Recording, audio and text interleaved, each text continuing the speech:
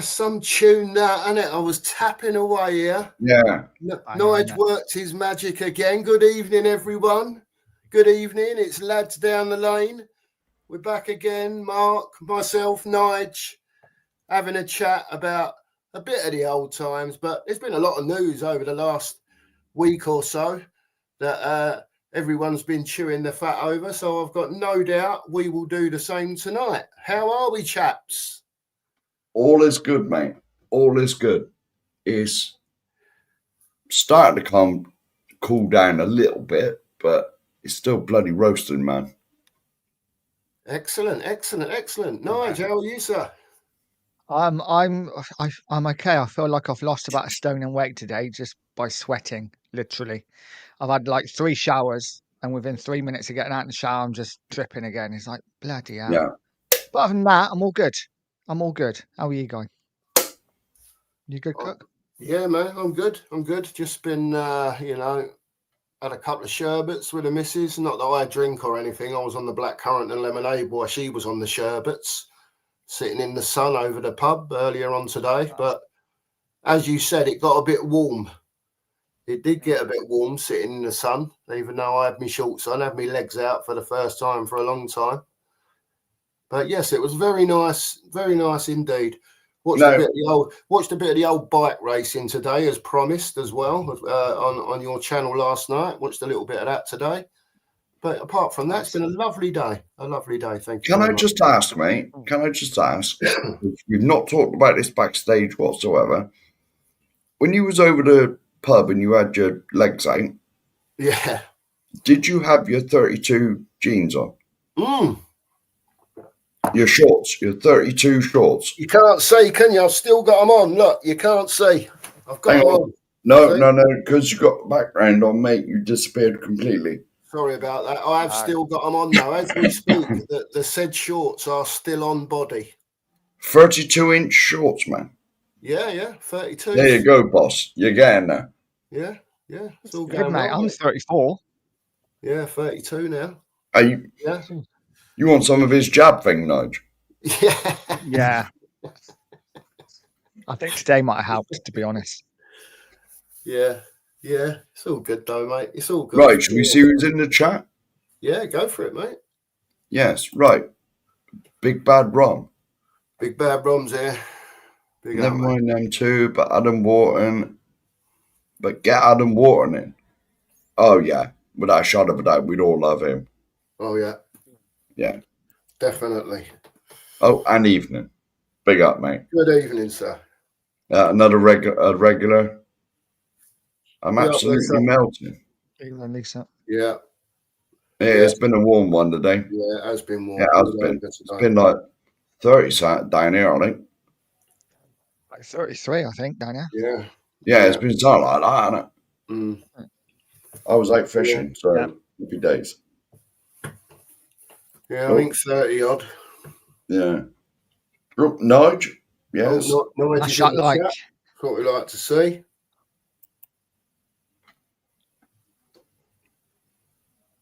Yeah, I will admit I love the heat. Absolutely love it. Yeah, I'd rather the sun was shining than it was pissing down with rain. Oh, yeah. Yeah. Yeah. We always moan in this country, don't we?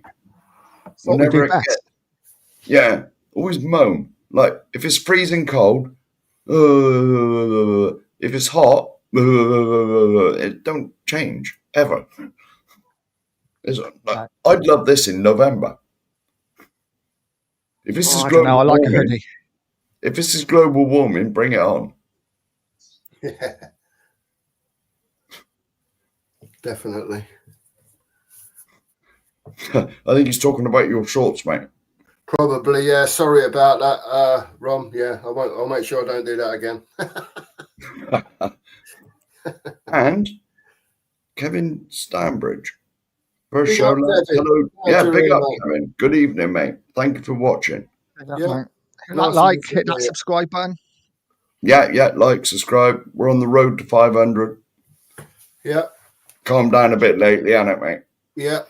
Nige is on the road to 1,000, by the way. So Yeah. anyone that hasn't, get over to Nige at Pure Oh, well, Cause. his link is up the top of the chat. Hit the old button. I'll Yeah. put that in before we started. Mm-hmm. Right, where should we start then? Well, let you start, Mark. Go on. Will you start tonight? I haven't prepared nothing. Well, no. That's it. That's the point of it. That's it. Drop me right in it immediately. Now, should we talk about now? What is the latest news then? Because obviously, I haven't seen nothing. I don't know anything. What is the latest news with Morgan Gibbs-White? Is it been settled? Is it just their chairman causing a bit of a ruck?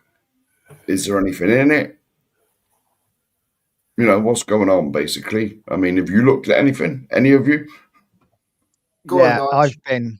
I've been checking Twitter most of the day, every half hour refreshing, and it's just been a really quiet day. As Morgan Gibbs-White thing, there was somebody in a Portaloo earlier. I forgot his name now, but I follow him on TikTok, and he's a season ticket holder. Apparently, he's quite in the know. He knows a few people, and he said that the deal's done, but nothing's come out from the clubs. So, yeah, I guess we just wait and see still. But I think from what I'm reading on Twitter, a lot of people are saying it's probably going to go through within the next 24 hours. But I don't Happy know, days, we'll see. man. Happy days. Hopefully. Let's have an Amstel. Why not? While I'm sitting there sipping me coffee. Well, You we've lot are on the already tills. said, mate. But there's a few yeah. more in the chat. Nita, another regular. Good Hi, evening, Nita. miss. Hope you're well. Oh, hang on. You might have to do it again, mate. No, I'm not doing it again. It's all over Well, the place. I'll be honest. Let me be honest, Lisa. When Mark stood up, because of his because of Background. the background thing, he disappeared anyway. That's because he's skinny now. He just disappeared. I was just gone. Yeah, he just vanished. He Melted turned away. sideways and vanished. Oh dear. It's funny, isn't it? Scott M's in the building. Oh, good afternoon, sir. Oh. Yeah, it must be like. Hope you're well, mate. Hang on. And yeah, it is a banging intro song, Scott. 100%. Yeah. Gets the old foot tapping. Anyway, Yeah. it's brilliant. Well done, Nige. Fantastic, that. Thanks. That's Nita talking to Lisa and Collective Breaks. Evening, lads. I've never seen you in the chat, mate. Big up. Big up. Oh. And he said, seen that. Look, do you want to discuss this, mate? Yeah, well, we can discuss it. Yeah, Shall we just have a little 5-minute chat about that before we, Yeah. or do you want to finish the Gibbs-White? Well, Nigel said his bit. Have you heard anything? Not really. I've seen the odd bit about their chairman still having a moan up, but that nothing officially has gone into Tottenham Hotspur regarding anything legal. That's about as far as I've seen up to. I don't know if anyone's seen any different in the chat or anything, but I've had nothing come up on my phone to say that anything's changed at the moment, and that the deal will go through, and that they've basically said, yeah, the deal will go through, but he's just not happy at the way it's been done, basically. So that's what they're going to be dealing with, that side of it. Yeah. Well, there you go then. Happy days. Right now, shall we spend 5 minutes talking about the Lifetime 11s? By all means. Do you want to go first, or do you want me to go? I'll go first then. Yeah, so go on then, mate. Yeah, Collective Break. So it was 27 episodes altogether. I believe it was 27, Mark. It was. So it was quite a difficult thing to do. I'll be honest with you, trying to get people to commit their time to come on, because it's not just our time, doing it. We're asking people to take time out of their day And what people have to remember is there's that a lot of YouTubers, a lot of them have got full-time jobs as well, and they've got kids at home and so on and so forth. So their time is precious. And there's a lot of people that we wanted to get on that we couldn't get on for whatever reason it was. Over the course of time, you know, people might have said, yeah, I love to do it, but getting to pin them down to be able to spend that, you know, best part of an hour with them to do those 11s was very difficult. So in the end, it had gone on for so long. I had a bit of ill health in between as well, which didn't help. So the time went on, and then it was just decided that rather than chasing people, you know, whether that's the right word or not, chasing, because it was a bit of both ways, to be honest, you know, and like I say, getting people to actually on the channel to do the recording, it became difficult to do. So we just got to the point where, where I mostly decided that 27 was enough. I wanted to do 50. I don't mind telling all of you, I wanted to do 50 of them. But anyway, we got to 27. We've done 27 episodes of it. Thanks to everyone that did take part. It was a fantastic show to do. We loved doing it. Really loved doing it. Over the course of the next month or so, we will do a show, more than likely on Nigel's channel, with the results of it, because Nigel at the moment has got a wider appeal with his audience. So we wanted to connect with as many people as possible. And I believe Nigel said that's okay to do that. So, yeah, in the next month or so, we'll get the results together, and we'll get it put out there, what the YouTubers' lifetime squad was over those 27 YouTubers. And it'll be interesting for everyone to know, and especially for the people that have followed it. But I don't know what Mark thinks, but I really enjoyed doing it. But it did take a toll in the end, and you just get to the point where you think, well, that's it now, you know. So and that's the point that we got to. Well, right now, from my point, right when we first started doing it, it was open anytime, any place, anywhere. Basically, it's a bit like me, really. Anytime, any place, anywhere. But then I got a job, which didn't help, working nights.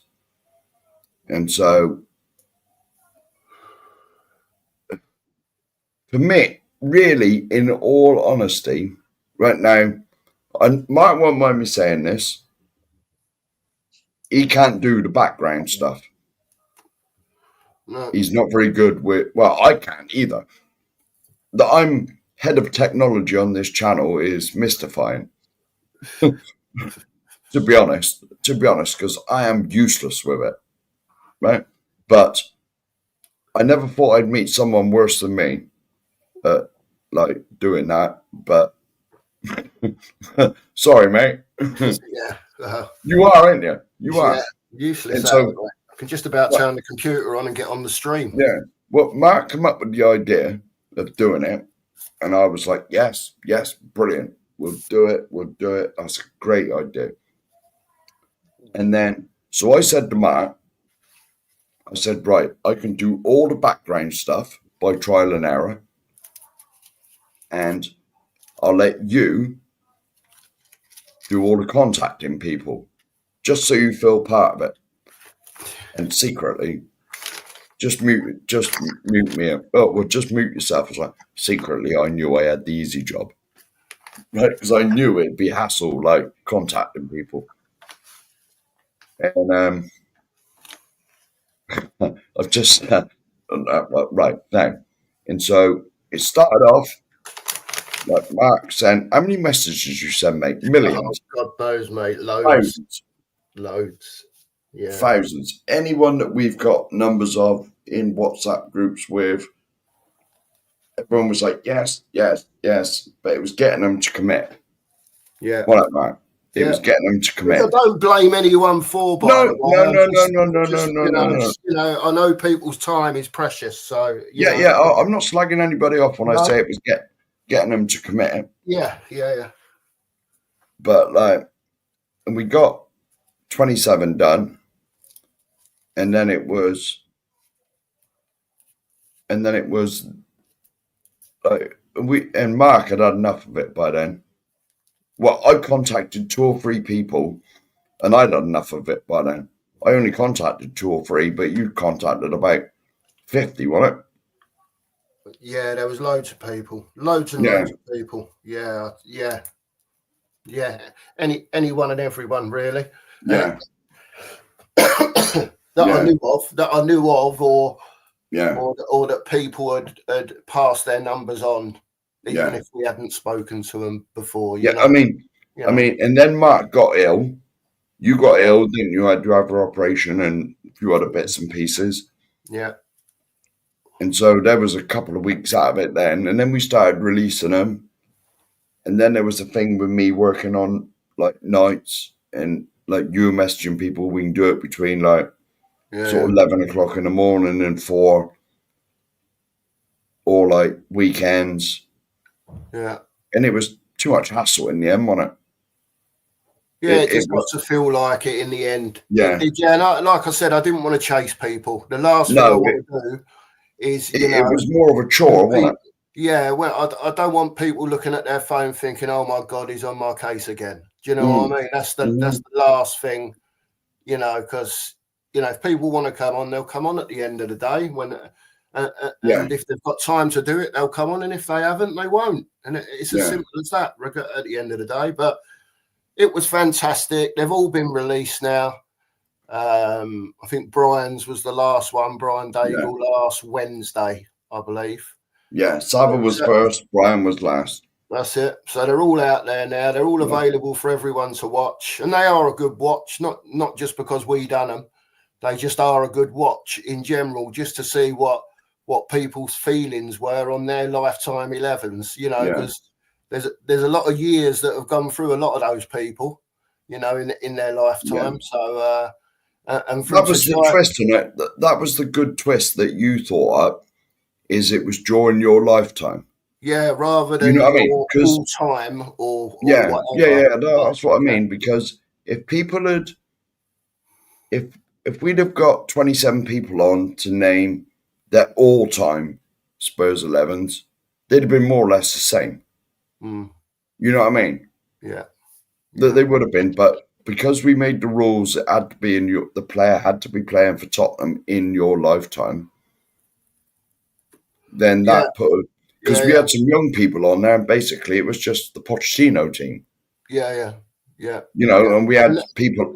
This is why I wanted to get as many people as possible. When I said to you in the beginning, Martin, you said to me, 50, that sounds a lot, but because of the wide-ranging age span of the groups and the people that we know, and outside of what we know, but generally, it was like a 15 to 70-year-old thing, wasn't it? So No,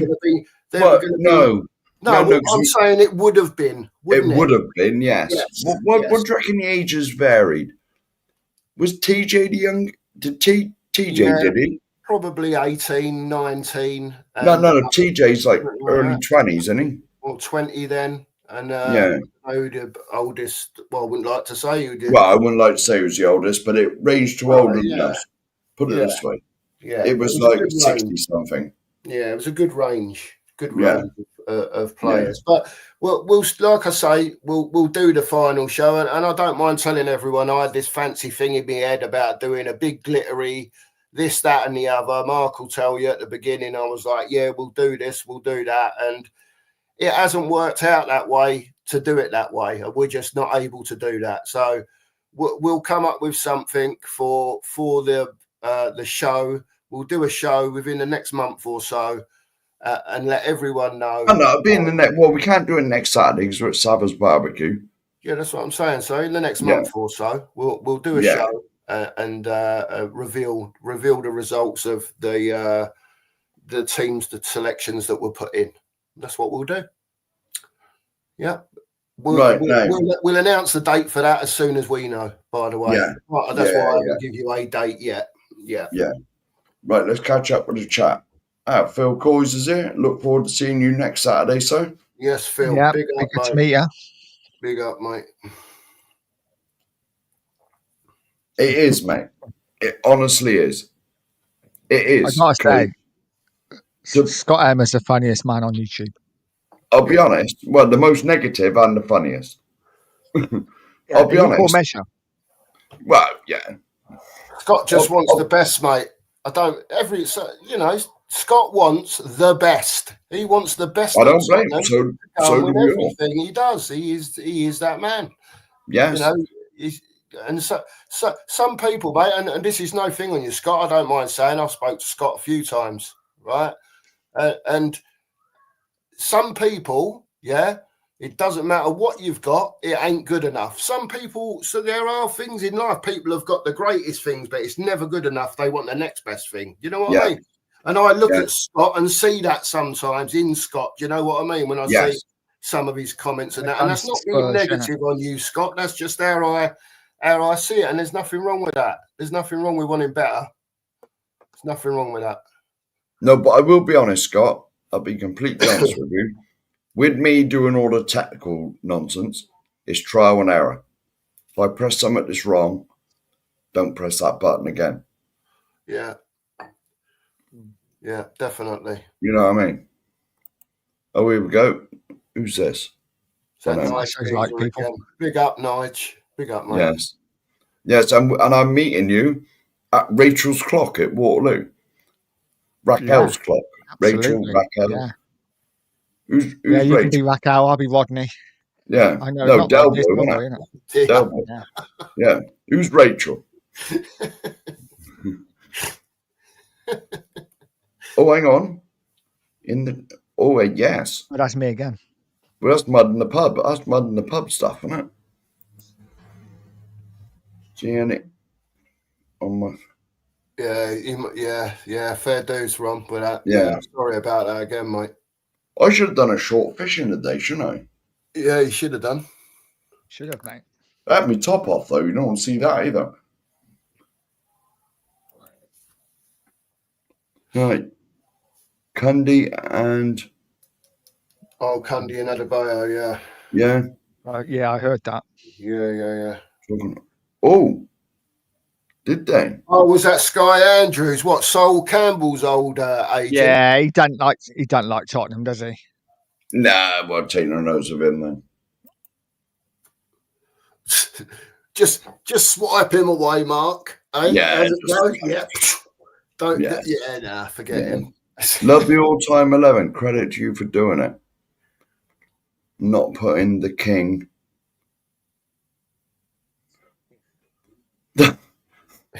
Well, yes. No, he didn't, did he? I can't. Phil never had. I can't remember. No, nor can I, to be honest. The pad's in the other room. One of the pads with all the results, and his results are not on the one that's in here. Hey, no, right. I'm 56 and probably a little weary, but can't lie. This is starting to feel like something like. Yes. Yeah, I know what you're saying, Steve. Yes. I know what you're saying. I'm 57 in a couple of weeks, Steve. You know what I mean? Join the 50 gang. We've probably seen the same stuff, Steve, growing up and everything else. We've seen some of the good times, in our sort of 16, 17, 18-year-olds, the FA Cups, Ricky Villa, Aussie, and the UEFA 84. And, we've seen some great times, mate, and hopefully the great times will be coming back again. Yeah. Crossed, mate. Fingers crossed. Yeah, and so what did you say, mate? You're 57 in a couple of weeks. Yeah, 31st of July, mate. I'll be 57. Yes. That's it. I've never known your birthday. I've noted that now. Yes. I'll sing happy birthday next week. And it's believe it or not, it's my missus' 57th birthday on Monday. We're literally born 2 weeks apart. Yeah, she's 2 weeks older than me. Happy days, man. If I don't stream again tomorrow, which I probably will actually, because she's out for her birthday tomorrow on the old with her mum. So good luck, Lise, tomorrow and that. And I hope you have a fantastic day with your mum. I'm just saying that so it's on screen here, and she don't think I forgot. She can always go back and look at the show. You know what I mean? Yep.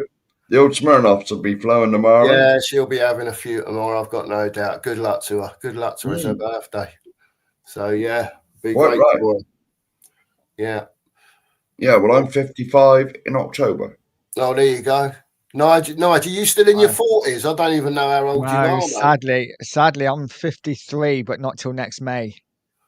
Right. Okay. So yeah, it's the 50s gang, isn't it? It is. Gang are in tonight. Yeah, 160 years between us. Brilliant. Well, it is, isn't it? Yeah. Yeah. Yeah, Bloody Yeah. hell. A lot of years. A lot of years. Was there a common person voted for Kane, Hoddle, and Gaza? Can't give too much away, Kev, because No. it'll spoil it, mate. Not Do you know yet. what I mean? But there was 2 or 3, and there's one there that you haven't named. That was Well, hang on a minute. very well nominated for. If Hang you on, want to find out, mate, just go and watch all of them. They're Hey, all in our playlist on Yeah. our channel. that's it. Yeah. Watch them back to back. Smash the like button. Yeah, That's smash the likes. Everyone. Nice. Yeah, it's No. probably about 16 hours or 17 hours worth there to watch altogether, Yeah. I would imagine, something like that. I will give well, I know one person who's definitely going to be in the combined results. Mm. And I said it on multiple shows because nearly everyone put him in defensive area. And that's the King. He is Really? definitely Not Hoddle? in them. There was obviously a lot of votes for Hoddle. I would say he makes it in, but this is only from my recollections. You got to remember, I'm a bit senile now. I'm getting older, but like as far as I can remember, nearly everybody had Ledley King. Nearly everybody. Nice. You know, I mean, you got to remember it was age restricted, so a lot of the youngsters couldn't put. Like King is a lot more recent than Glenn Hoddle. Oh, yeah, even So if you're nobody- 35, then you're probably not going to have seen Hoddle. He left in 87. 87. End of 80s. End of 80s. Yeah. I'm not giving nothing away, right? No. But I've got the bits of paper here, right? I've got all the bits of paper, so I'm at a bit of advantage. And the other reason that I'm at a bit of advantage is because, You're not as team Mark on? knows, I've already scrolled through a lot of them. Yeah, and the way that you start picking the team is you'll start scrolling through people's teams and seeing the same name over and over and over again. Do you know what I mean? And every time I'm seeing that name, I'm marking it 1, 2, 3, 4, 5, doing it like that on the names that I can see that are coming up regularly. And I'm not going to say who the player is, but there is one player, yeah, because you know the King obviously is going to be in the team. That is pretty obvious. I don't mind saying that Ledley King is in that team. He is one of the central defenders, right? But there is another player in the 27 episodes that has got just as many votes as Ledley King. Yeah, not in his position, but as that was picked by those 27 YouTubers. I know. I know who that is. And I'm not saying who it is. No, I I'm not know saying who it there is. could be 2 or 3 different players who you could think that is. Oh, I know who it is because I got it here on paper. Yeah, right? go and watch the episodes, I'm not guys. saying, but you might be surprised. You might be surprised who it would be. I think I know. But I'm not going to say anymore. Anyway, because I'm not telling you. I'm not telling you who it is. No, I think I know. I think I know because a lot of people moved him about. You know, right. Here we go. I know what you're saying. Yeah, I know. Here we go. I'm still trying to recover from Bobby K picking Alan Hutton. That was that.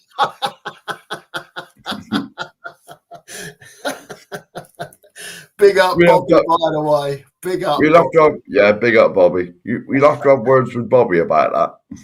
We just went with it. You know, it's nothing to do with us.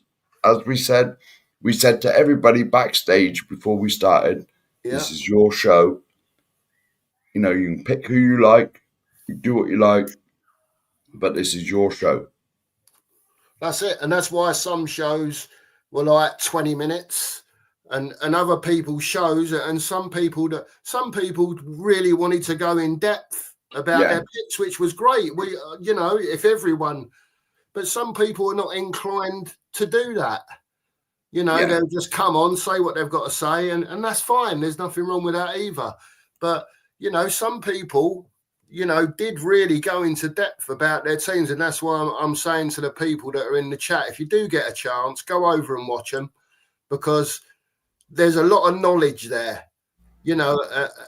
And what I liked about it is, I think the way everyone and anyone that came across on any of those videos, you would imagine that, you know, that was coming from life experience, not someone telling a porky about something that might have happened in 1980. Do you know what I mean? Or whatever. You know, it's life experience stuff. It's people's memories of, you know, stuff that happened to do with Spurs that might have happened before they were even born. Do you know what I mean? Yeah. Because of the expanse of the age range, you know? So, yeah, go over and watch them if you can, because they are a good watch. I think I will check after the show, but I believe they are all in a playlist. I believe I put them all. Yeah, you there did. Might be one or two missing. I will check after the show, because I set up a playlist and they're all in there. But if they're not, I do apologise. I will add them later. And that was longer than 5 minutes. That was definitely longer than 5 minutes. Yeah. Good evening, Milton. Oh, hang on. No, Milton's in Australia. Good morning to you, sir. Good morning. Hope you're well. Oh, here we go. Yeah, thanks, Nita. Thank you. Yeah, thank you. It was hard work, darling. Thank you. It was hard work. But it was worth it. I don't want anyone... I will say I was disappointed not to get to... to 50, but I didn't realise, and I really didn't realise, and you did warn me, Mark, I must say at the beginning, you did say to me, do you realise how difficult this is going to be? And I'm like, nah, it'll be all right, mate, we'll deal with it. And Mark's like, yeah, go on then, mate, away you go. And I did, I got stuck right into it, like really got stuck into it. And it was disappointing not to get to 50. It always is when you don't get to what you set out to do. But you know, you can only let it drag on for so long before you have to start letting them go. And then, you know, material starts running out and you have to have a cut-off point to it. So that's basically what we did. So, it's, you know, I think I'm speaking for Mark as well. We was really chuffed that, you know, we've only been going, I don't know, 5-6 months as a channel. Yeah. And to put something together like that, I think we did all right, you know. And, you know, we did get help from people. I'm not going to sit here and say it was all us, because I don't think it was, Mark, was it? Did we have to call in any favours, things we didn't know when we was doing this stuff? I don't know, because you knew about that. But Dan did the thumbnail. Yeah, that's the right. The thumbnail was on there. It was Dan or Nige, one of the two. Yeah. I think it might have been Dan that did the thumbnail. Yeah. Yeah. But whatever, anyway, to anyone that helped us, thanks ever so much. Yeah, thank you very much. For whatever reason it was, we know we're always bending people's ear holes over certain stuff that either of us has not got a clue to do. And to be honest, when it comes to technology, to learn to do it. Yeah, when it comes to technology, me and you are too old and too stupid to do it. To be honest, I don't understand none of it, man. That's half the problem. I think the problem as well is the fear of when you don't know anything to do with this sort of stuff, you know, when it comes to computer stuff. And I am ignorant to it. I'll be quite honest. I'm just not good at it at all. And I think, especially when you're doing live streams, that I wanted to take that away, Mark. So you had the responsibility, because I didn't want to be pressing the wrong button and cancelling streams and, you know, pressing on things that I shouldn't be pressing on and stuff like that, and ruining things. So, and I think definitely, as much as you say, you don't know how to do this, don't know how to do that. You will admit over the last 6 months, you've learned a lot of stuff. Oh, yeah, Just by pressing the wrong by button. fiddling. Do you know what I mean? Fiddling about. Yeah, by pressing the wrong this, button most of pressing the that. time. And I'm sure Yeah. you're the same, Nigel, with your channel, aren't you? How you learn to do bits and pieces and stuff like that. Well, yeah, especially as StreamYard keeps changing. It's like yesterday Yeah. on my show when I first went in, and we saw that big red button at the bottom, and it's like, oh, what's that big red button? And Well, I clearly, pressed it you're not once and supposed to kicked press myself it. out. It kicks I right, pressed doesn't it? But it once before we started and kicked myself out. it's so big and red. It's like almost when you tell a kid not to touch something, you just want to press it. Yeah, well, I'll be honest with you. Mine was episode 2, but really, mine was the first one we recorded because I said to Mark before we started, I said, do mine first as a trial run practice to see if I can press the right buttons and do all the right stuff. I said, because I don't want to get anybody on, drag them on for 40, 45 minutes and then say, oh, sorry, I pressed the wrong buttons and cancelled it. Like, can you do it again? Yeah. You know, and that is the God's honest truth. Yeah, that's what happened. So one was like 25 minutes or so. Yes. But the funny thing is, this is what you'll laugh at, Nige. When that pitch was up on the screen, yeah, even though we could all see Mark, yeah, because it moves us all over to the side, doesn't it, when you put something in the middle, yeah? So we could all see each other on the side, but Mark couldn't see anything. Can't see anything. All he can see is the pitch. So there's me and him talking. He's trying to talk about his team, but at the same time, he's typing in the names of his team and doing all that. Crazy, isn't it?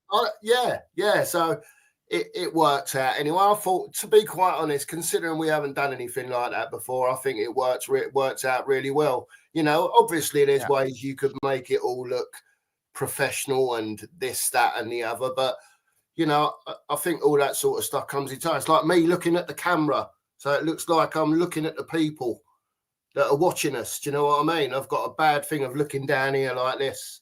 And I know I'm doing it wrong, but, you know, it's just time. It's just I'm not used to doing it. So, yeah, I mean, to be honest, when we mess things up, I like it because it's funny. You know, like I have got.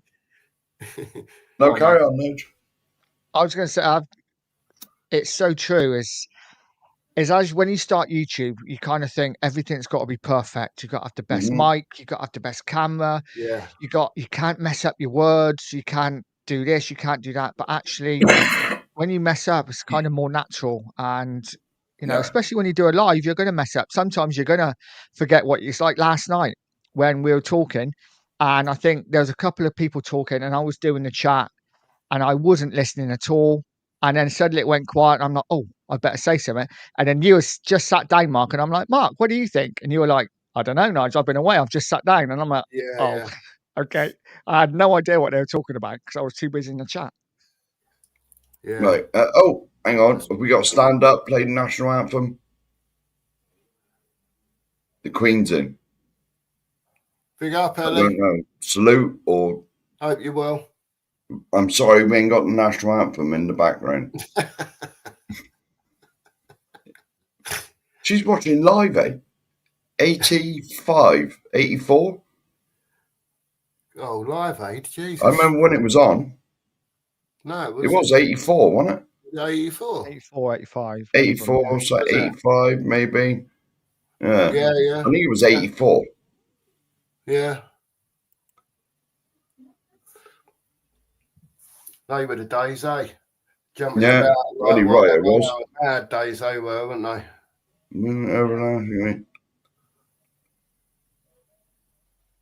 Yeah. For a little while, at least. Yeah. Sting, Sade, Howard Jones, Phil Collins, and now the Beach Boys. Beach Boys. The American one was just as good. Boys. That was at the same time, wasn't it? More or less. Yeah. Well, yes, it Was it? was more or less, I think, because Because they kept going over to. Yeah, didn't Sting, overlap each other.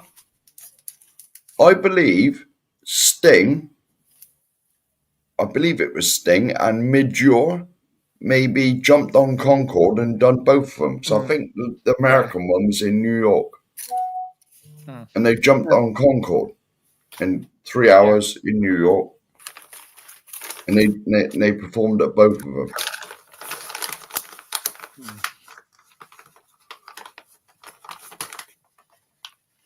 Yeah, big up, Nita. Good stuff.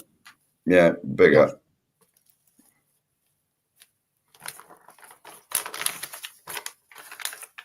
Oh, here we go. Is this sort of a question? Has anyone seen Munga's wife or Marinakis? No, ain't seen anyone, Ellie. No. It's all gone quiet over there, as they say. Yes. Lots of threats, but not a lot else has happened, as far as I know. Anyway, you'd probably know before us anyway, Ellie, because you got your ear to the grapevine, haven't you? Definitely, as far as... And it's a woman thing. A woman thing always knows anything before a bloke. Yeah, there you go. We know nothing. No. That's my normal excuse. I know nothing.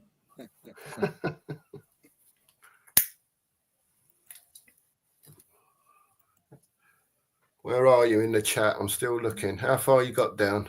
I'm not sure. I don't know. I can't see the bottom yet. Pat Jennings, our greatest ever goalkeeper. No one can touch him. Yes. Yeah. But it's like we said, when we did the lifetime things, you had to be of a certain age to get... I only just sneaked him in mine, and I'm 55. Yeah. I'll be honest with you, I sort of think I cheated on it. Because I can't really remember him, even though I was alive. Even though this is finished, Mark, you know, and Nige, I might have to complete it, you know, by putting... Because I don't know if anyone's noticed, my team is not in there. No, you was meant to be doing yours, but then you got ill. You know what I mean? So I might have to add my one as episode 28, because it wouldn't be right to do it without putting my own team in, would it? That would be a bit silly, that, wouldn't it? Well, then you're a disgrace, to be honest. That's what I mean. So me and Mark get that done at some stage and get that recorded, and we'll drop it straight away as soon as it's recorded, and that can be added on, and that will be the last one. Yeah. So yeah, that's fair enough. So you're going to do yours now, eh? Yeah, I'll do it, and it can be the last episode. And then you went, you should have been first, really, but you went second, didn't you? Because we Saverin first, and then, but I'll go last anyway. We'll get mine done sometime this week when you're free, and and then we'll drop it straight away. Yeah, why not? Yeah, definitely. Well, yeah, you got to remember though, Bobby K is only... He couldn't really watch it when he went to Canada, could he? I know Bobby K's younger than me anyway. I'm not even sure if Bobby K's 50 yet. I don't know. No idea. I don't know how old he is, to be honest with you. Yeah. But it's like, at the end of the day, it was his team, innit? I don't know if he explained. Did he explain why he picked Hutton instead of... I can't remember, man. Jesus. I can't remember what happened yesterday, man. Or whatever. I can't remember what happened yesterday. I don't know if he did or not. We did so many of them, and in the end, do you know what I mean? It's like trying to picture certain things that I can't remember if he explained. He may well have done, though. He may well have explained why. Honestly, mate, I can't remember what happened yesterday, let alone bloody, like, when was this show recorded? 5, 6 weeks ago, 7, 8 weeks ago? Are we getting... Something like that. Something like that. Do you think we are getting Gibbs-White over the line? Yes. Yes. Yes. I think it's done already, Phil. I don't like I said earlier, I don't think it's an issue. I think it's done. The argument is with the Notts Forest owner of how it's been done and how certain things have been leaked. That's apparently what he don't like. He's already stated in a tweet that the deal will go through. So I don't see it being a problem, fella. Agreed. Yeah. Yeah, definitely. Totally agree, mate. Totally Yes. agree, Steve. Yes. We're on the same page here, Steve. Yeah, definitely. Listen to this. Look. God, Scott.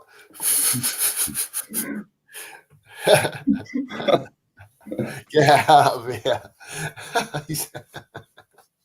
Jack Wilshere, man. Come on. Oh, here we go. Yeah. Football. Sir Alf Ramsey. Yeah, 1952. Yeah. I think that's before any of us was about. But I agree, Nita. Definitely history is relevant at the end of the day. Yeah. You know, Yeah. and even as kids, when we're kids at school learning history, I mean, I'm not being funny, right? When I was 12, 13 years old, that was the last thing that was on my mind, history.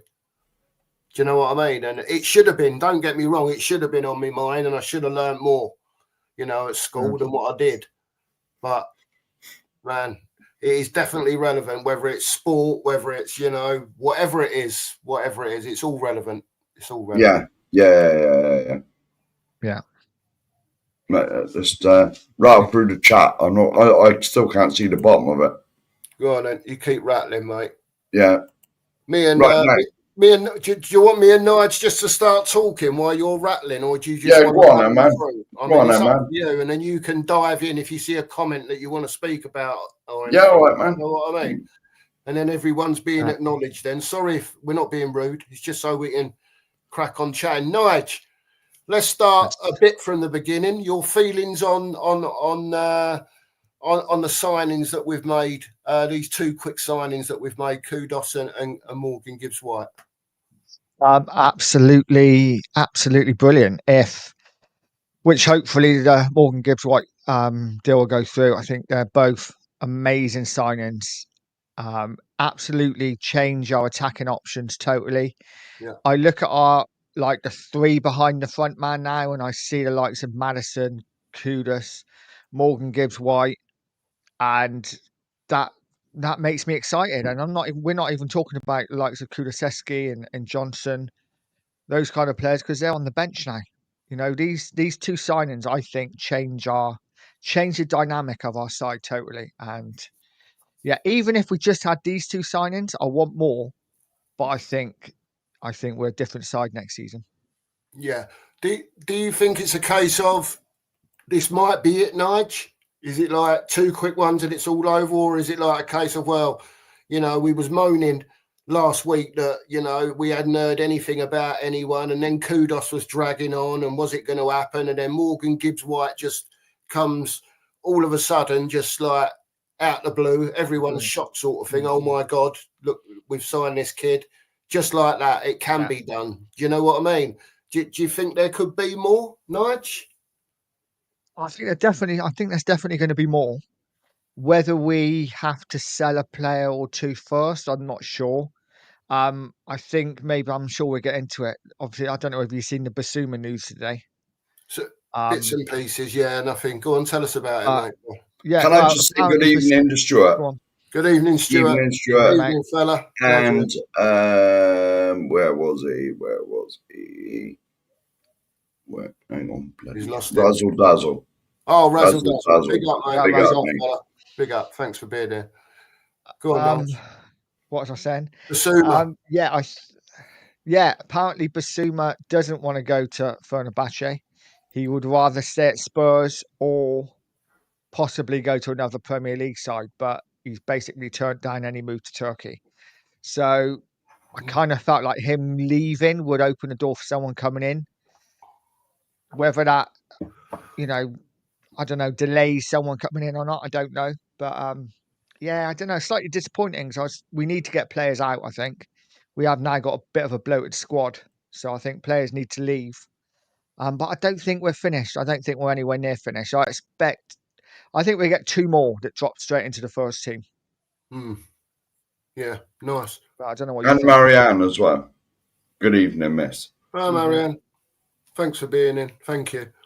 Yeah, to everyone who's in, everyone who's locked in, please like and subscribe to both channels, Nige at Pure Coys and this channel, the two marks, and please hit the like button if you haven't. We're going to try between the two channels.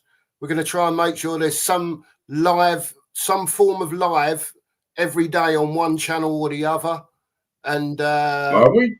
yeah, in some way, shape, or form, whether it be a short or whether it be a video or whether it be what it is, because we're just trying to become both channels. We're trying to become a bit more relevant.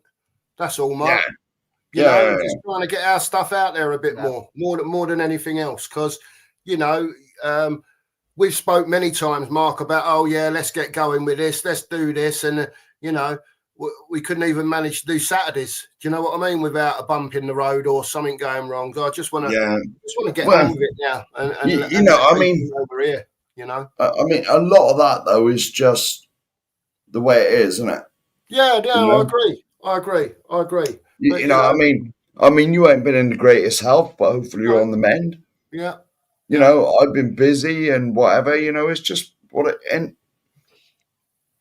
if I can be completely honest now, this time of the year when there's no football to talk about, and you see all these, we're linked with him, and him. I don't believe any of the rubbish until they're holding the shirt and they do the thing and whatever. Because a lot of it is just a load of crap, man. Mark, I totally agree with you, right? And I do agree with you. 95% of what you see, right, is absolute nonsense. And it is nonsense, right? Probably 1 in 10 players that get mentioned, probably a bigger ratio than that, we might be linked with. That's all. We might be linked with. Yeah. It is what it is at the end of the day, but we're just trying to get, I just want to try and get the channel out there more. I'm sure wants to get his out there a bit more. Do you know what I mean? Completely agree with you. I can talk about rumours, all day long. I can talk about rumours just by going through my phone every morning about rumours, and I can do a show for half an hour every morning or every day with whoever is available and who's not available, whether it be evening, daytime, whatever it is, right, on rumours. Whether they're true or not, but I'm just putting the news out there. It's just news, isn't it? It's just news that's in the news, So it's just like, it is what it is, but, I just say good evening, Chills. Yeah. Big up, Chills. Sometimes it can be a bit monotonous talking about the same stuff, and it can be, but at least we've got a bit of different stuff to talk about at the moment. Yeah. I agree. I agree with you. Yeah. Anyway. I'm not sure about that. I'm not sure. Phil Coy's saying I think Gray will go out on loan. I'd like him to go out on loan. Just worries me that we spent 40 million on him. I just can't see us loaning out a player we spent 40 million on, even though I think he needs it. Yeah. It's a difficult one with Gray, isn't it? Just for that reason, what you said, Nige, 40 million quid. What does it look like if you're sending the fella out on loan, number one? Because when you're spending 40 million quid on someone coming in, he should be going like straight in the first team as a recognised first teamer that's looking a bit different to something else you'd have had in the team. You know what I mean? But it don't look good sending them out on loan when they're 40 million quid, does it? No. Good evening to Big up, Andy. Nice to see you, mate. Nice to see you. Great to see you here, mate. Yeah. Like, subscribe to both channels and all that stuff. Everyone's always welcome on these channels. I don't know what Mark thinks. I thought we might stick the link in the chat, Mark, at some stage. What do you think? If you want me to, mate. You know what I mean? If anyone wants to come on and have a chat and talk about your Tottenham currently, or stuff that's gone on before, or stuff you might think that's happening, we're all ears to listen. We're all here to listen if you want to put your views over. Well, here we go. Look, Chills is saying, look, YouTube is pushing the channel. I found it on the home screen. Big up to the algorithm. Big up, Chills. Nice. That must be all the hashtags I put in there. Maybe it is. Yeah, I don't know. maybe it is. I don't understand how it works. So if you want to come on and Yeah. Did you put explain all that, Did you put hashtag sexy old men? I'll try that next time. Try it next time. I'll do that now. But is that even a thing? I don't know. I just put hashtag Tottenham and Spurs, and is that even a thing? I don't know. Well, I've never checked that out. Hashtag granny grabbers or that. Brilliant. Exactly. You lot are mad, mate. Honestly, some of the things you lot say, it's brilliant. It just cracks me up. It's so funny. We won't discuss the WhatsApp groups. Nah.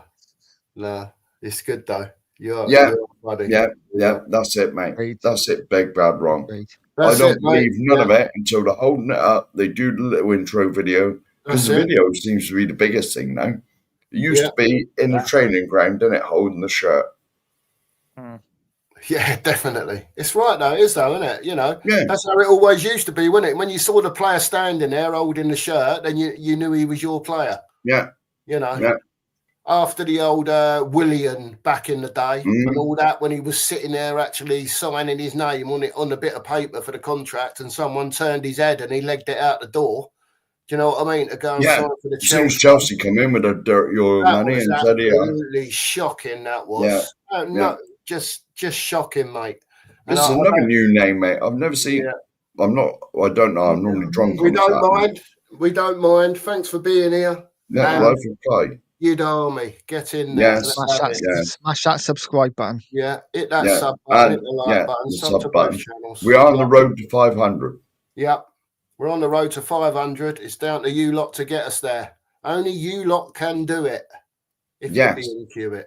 And sub to Nige as well. Nige cracked 800 last night. He's flying, absolutely flying. So make sure you get over to Nige and sub to him, because you know, I think he's about 190 odd short now of getting to 1,000, which is a massive milestone for a YouTuber to get to 1,000. Yeah, we'll disown him. Massive lift for people. He'll disown us then, mate. He will, he'll piss off and say, you're not part 2 marks to an A. Club to an A. I know. But please sub to everyone, you know, and not just our channels, all Spurs channels. It's all different content, you know, and some you'll like and some you won't like, and it is what it is. But you get the whole spectrum of opinions, definitely, from Tottenham fans. There's no doubt about that. Yeah. No doubt about that. Oh, here we go, Marianne. I heard we are interested in Wharton. Oh, yeah. Bring him in. Well, I'd bring him in yesterday. Yeah, I've seen lots of different rumours about Wharton since Morgan Gibbs-White signed. You know, that he was the next one in. Whether he will be or not, it's a different story. But I'd love him in our team. I know he's only young. I know he's still only got mistakes in him. But, you know, when you've got players like him, Bergvall, Gibbs-White, Kudos on the right, you're starting to, you know, build a team of men. At least Wharton's proved with Palace in the Premier League that he knows what it's all about. You know what I mean? And he'd be a great. Do you want to deal with the next comment, mate? Because I'm not even sure it's English. Yeah, I know what it is. The Y is probably next to the T on the. If you go further down, she's put it in again.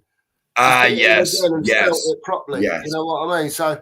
Big up, Lise. Hope you've liked the stream, love it, and make sure you subscribe, please, darling.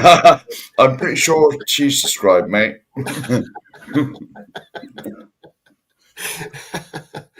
Ellie's having the night of her life tonight, isn't she? With the old music. Hey, she's flying, isn't she? Here we go. This is better, Lisa. That's better, Lise. That's better, darling. Happy birthday for Monday, by the way, again. Happy birthday for Monday. Yeah, happy birthday, Lisa. And thank you for looking after my brother. There you go. Look. Yeah, wrong way. That geezer over there.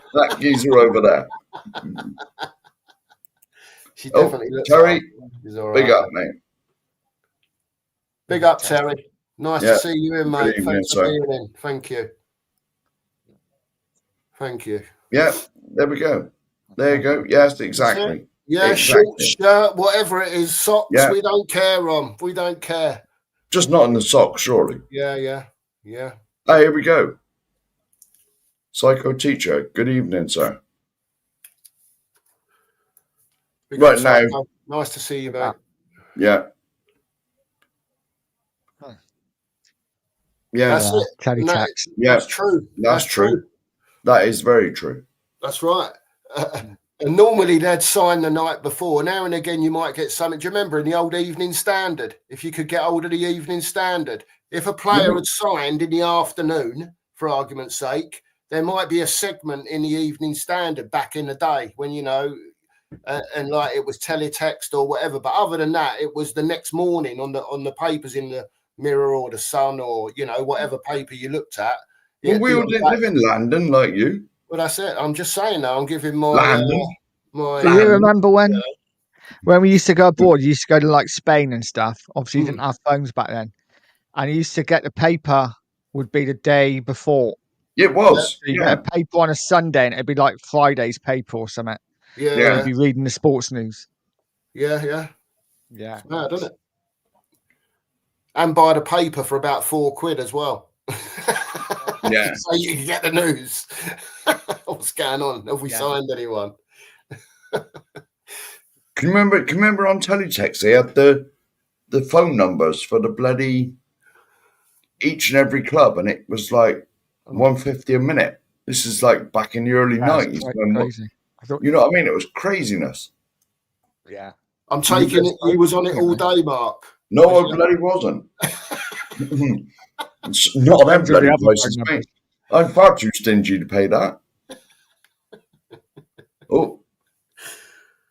Oh dear. Yeah.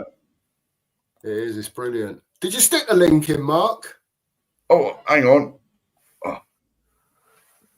Well, Bamboozle as well. I'll quickly whiz to the bottom of the chat, and then I will do it. Yeah, no worries, mate. It's all right. I just didn't know if you'd done it or not because I couldn't remember. No. It's all right, mate. It's not no. Right. Yeah. There you go. Your missus saying thank you. Yeah. I've got to say, just going back to let me just read that again. Just hang on. Do you want to do it? Hang on. Sorry. Developing players from academy as well as buying in. Yeah, I agree with that, Nita. But I think to a certain extent, when you see what you're seeing now, we've finally decided to buy a couple of players that are sort of men and not kids. We've been buying the kids before that, you know. So hopefully now you will see come to fruition exactly what you've printed there. I think that's what we all hope at the end of the day. You know. Can I just answer this one? It was page 5 in the Daily Mirror as well. I just bought the Sunday Sport. Allegedly.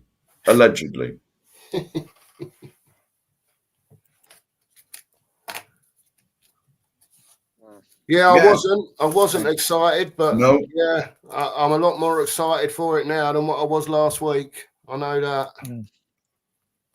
Definitely.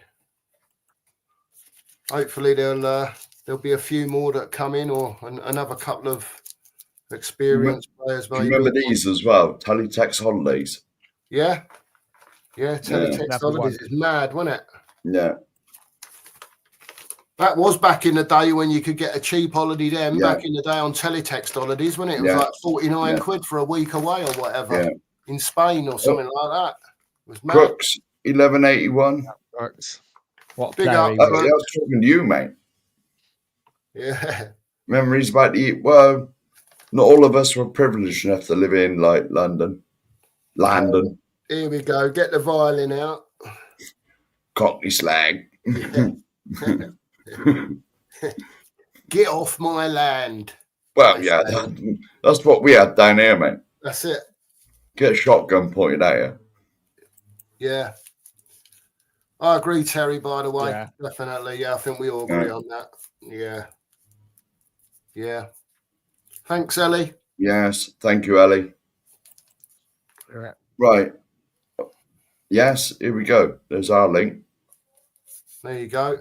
And is Andy the last one? Have you got to the yes, he bottom, is. Mark? I've got to Wow. the bottom. Right, do you want me to copy and paste? Oh, no, there's another one coming, but Yeah. we can sort that out in a minute. Right, I'm going to copy the link, and I will put it in the chat. If anybody would like to come on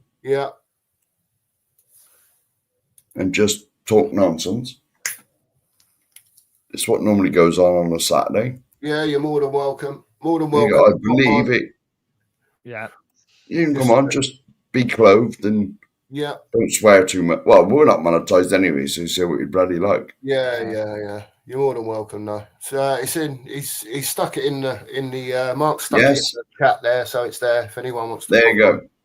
There you go. If you want to come on. So there's lots of interesting stuff going on at Spurs at the moment. Obviously, you've got the transfers in. Then we're talking about, well, has Levy sort of been pushed to one side a bit with the new consortium of people that have been bought in, charities. I believe he has. And so on. Yeah, go on, Mark. Crack on. No, I honestly believe he has. Because when have we ever, now, honestly, this is a question for the audience. When have we ever signed 2 players that have walked straight into the first team? Oh, here we go. There you go, Andy's here. Andy Lester. Good evening, sir. Evening, gents. How are we? Big up, sir. How you doing, guys? You all right? Yeah, fine, man. Fantastic. Thanks for coming on, mate. We really appreciate it. It's lovely to see you. Guys.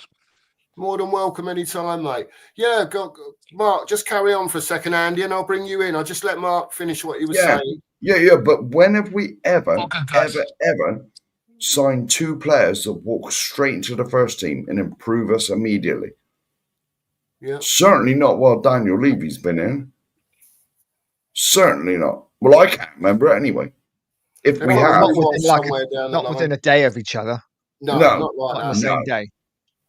And so, what we were talking about last night on Nigel's channel, that really sort of hit a bell. That Levy's like been at the old, like, get out of here.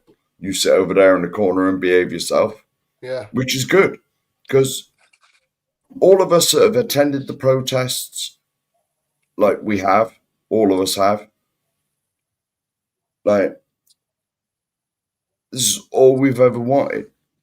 This new stadium was built so we could get the likes of Kudos, Morgan Gibbs-White, people that will come in and improve us immediately.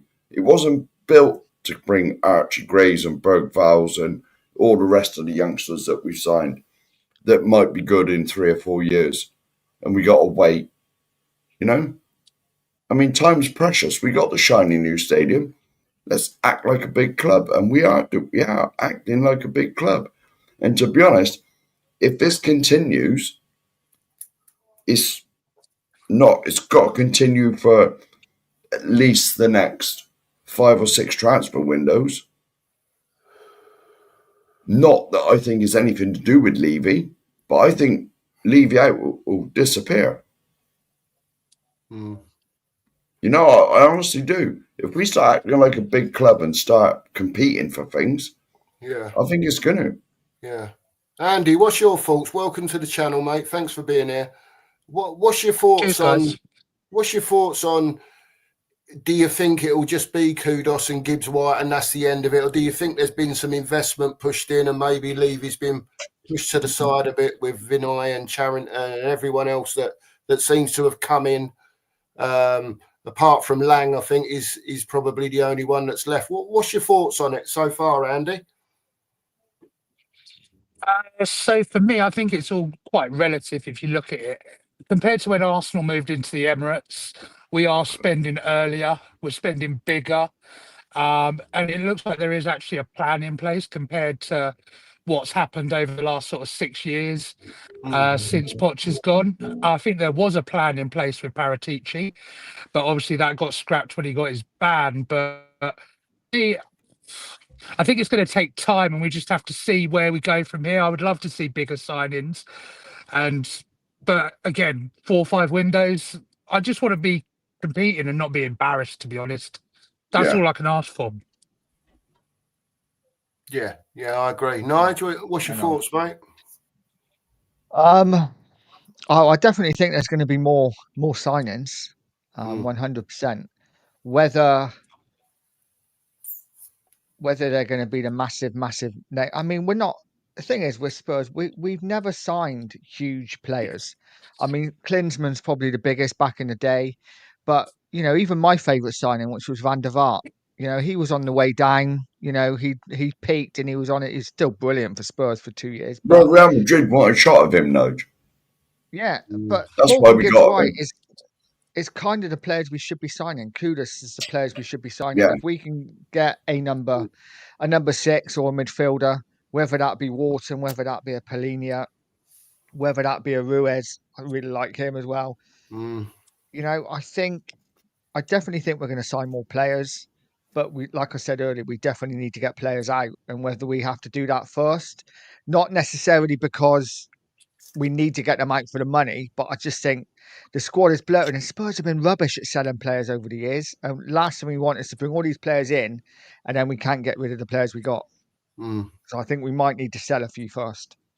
I mean, barring Kane, the last player we got decent money for was Walker, no? Yeah. Well, yeah. Yeah. Do you not think that? So, what I thought about Levy and whoever he's been talking to or advising him for the last sort of 6-7 years, he's not selling players at top value when they're at their peak. So if you look at Dele Alli, United were offering like 100 million, were they at the point? Yeah, close to. Yeah. And now you look at what's happened to them. 100 million pounds back then was mega money, and we're talking about 60 million quid for an average player now. Yeah, that's like base rate for a decent. No, you're right. Sorry, but if we look back, if we go back to, if we had sold Dele Alli for 100 million or whatever, at that time as a fan base, we would have gone into complete meltdown. I totally get it. What you the do same with Eriksen. Well, that's true, but realistic, we've never been really good at spending money we get in. But no, I agree with you. I just think it's a difficult one, because didn't United offer 50 million for Dyer? And at the time, you think now what a great deal that would have been. But at the time, I thought Dyer was a really good player. I'm like, I don't want him to go to United. So it's a tough one, but we do definitely keep players. He was a decent player for certain. Yeah. Right, I've left this here. We've got a question. But I just think it's the systems and. No, you carry on, mate. Is he froze? Sorry, just the systems and. No, I'm here. Can you hear me? Yeah, go on, Andy. Go on, mate. Yeah, no, just the constant change of management and setup and systems. It's not helped anyone. I think that's what it all comes down to. Yeah. And do you think with Frank, Andy, do you think that could change? Because we know that he's a lot more coach orientated than what Ange was. So I don't know about you, but I'm expecting to see a big uplift in some of these players over the coming months. And see things from them that we haven't seen under Ange. What are your thoughts on that? I don't think it's going to be too difficult for him to get much more of a tune out of them. I mean, Ange was just so tactically inept. I fail to see how Frank doesn't get an increase in performance, because they're professional footballers. Let's not forget that they've been through academies, they've been through the development, and a lot of them have played at a decent level. Yeah. So I fail to see how he doesn't get a better tune out of them. Yeah. I agree with that. Yeah, I agree with that. Totally agree with that. No, I know this is going to be a really unpopular opinion. Oh, sorry. I actually think he's going to get a decent tune out of Johnson. You're more than welcome on this channel anytime, mate. Talking about Johnson like that. Johnson, I think that a lot of issues are season. Oh, he hasn't. Oh, we've lost him. Oh, he's gone. He's back. He's there. And he's back. He moved. No, Oh, he's gone. Right, I'll Oh. come back in. Just come back in, Andy, if you can get a Yeah. bit better signal from somewhere, because you have been jarring a bit in and out, mate. Yeah, right. We got a question here from Razzle Dazzle. Yeah. Now, that sounds interesting. Razzle Dazzle. I think I read those magazines. I may have done, allegedly. Yeah. One suck off. Yeah, well, whatever. We won't talk about that. Right. Adam Wharton is 21. If he Yeah. goes straight into our team, Yeah. are our youngsters just rubbish? That's Yes. interesting. No. That's I just don't think interesting. I just don't think they're at the. Wharton is a different. You know how you get youngsters and some are really, really good. Some are just like Bergvall has got a lot of potential, and Yes. I feel a bit sorry for him because it looks like bringing in Morgan Gibbs-White, and that might stunt Bergvall's growth. But Well, like we said yeah. last night, there is plenty of game time Yeah. for everyone. The likes Yeah, of Archie Gray that we yeah. spent 40 million on, Wharton is at a different level to Archie Gray. Sorry about that, guys. For me, It's all right. It's all right. Yeah, you're back, Andy. We've got you Yeah, back. you're back, mate. Yeah, sorry about that. Yeah, I on, had a mate. bit of a. No, that's all right, mate. Everyone gets like internet nonsense that I don't understand. Yeah, Nige, go on. Finish what you were saying, Nige. Go on, mate. yeah, I was just saying Wharton's just at a different level to Gray, in my opinion. We still don't know what Gray's best position is. Everyone says he's central midfield. He's played half of his career at right back or left back, or Yeah. So whereas Wharton is a central midfielder, a number 6, and we know that he's just. I think he's just at a different class. So for me, Yeah. Wharton coming in would get straight into that first team. Yeah. And to be honest, you do get these sort of anomalies with players. Look at Wayne Rooney. When he burst on the scene, scored that goal against Arsenal, he was 16. Yeah. And he never looked back. I mean, the odd one or two are going to be, but they're very rare. They're very, very rare to burst onto the scene like that. And I think as well, it goes back to, I've had this conversation with Sava before, and back in the day when we were kids, late 70s, early 80s, and before that, you had the football combination, right? Mm-hmm. So the football combination was a reserve team football league, right? It counted as a league, just like it wasn't like winning the first division or the Premier League, but it was a league. It was still worked out that way.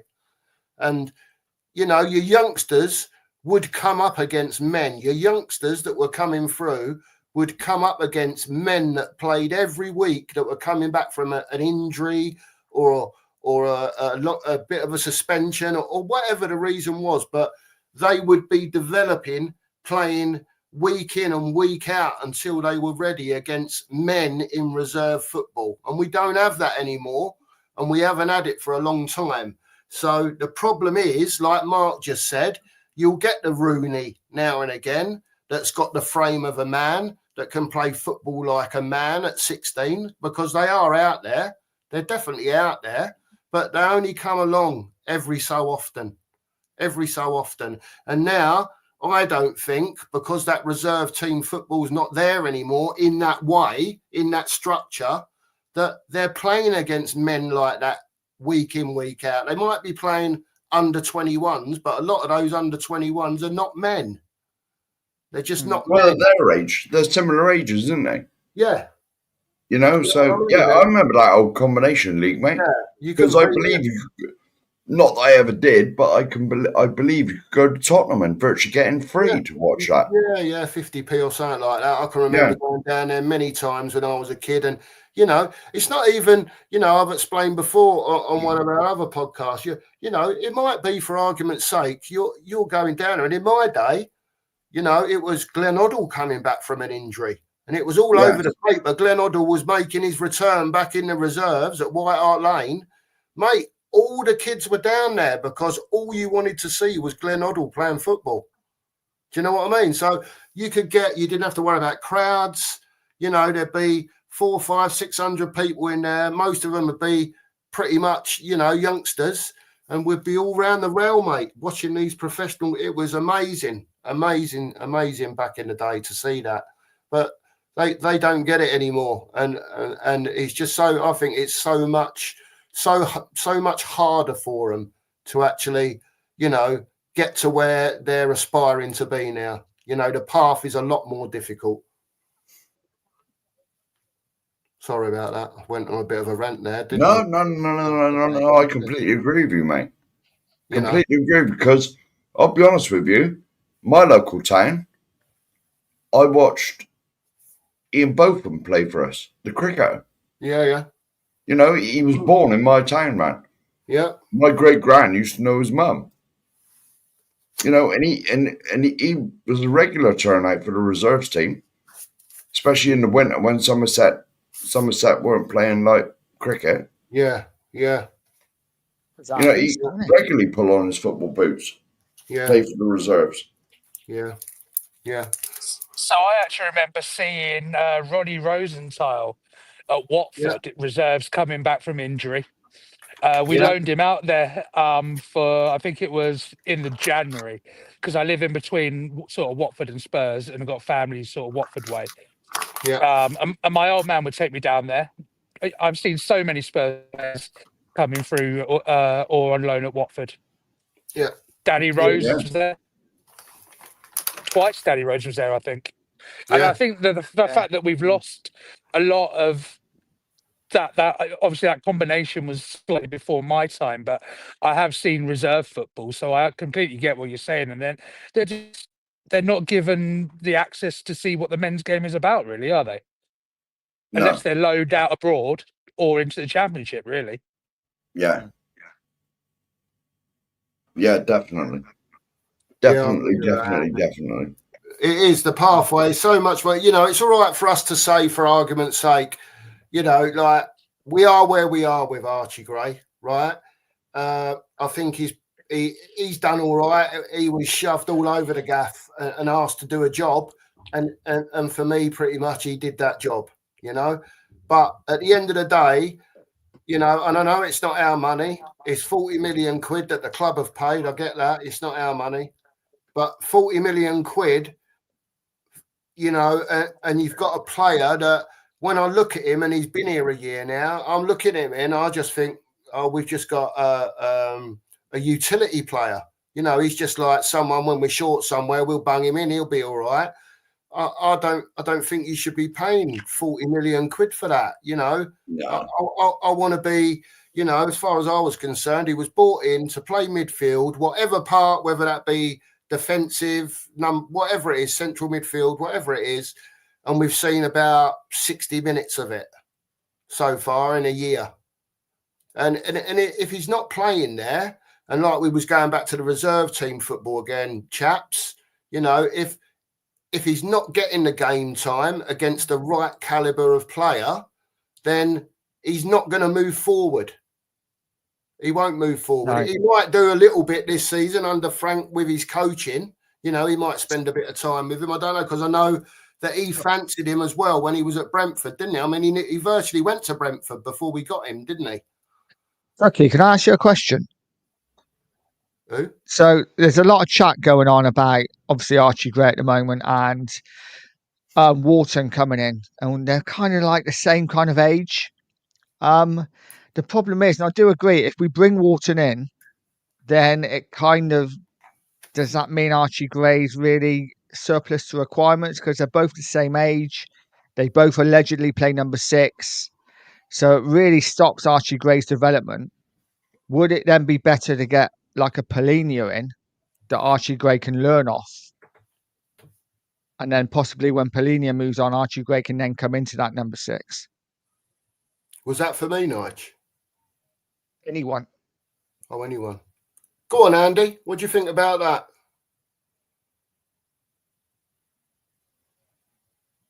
Is he there? Sorry, I'm muted. Yeah, I was muted. Sorry. Yeah. I think we could go for Paulinia and go and get Wharton. If the money is there, then you're investing in the future with Wharton, and then they've both got someone to learn from.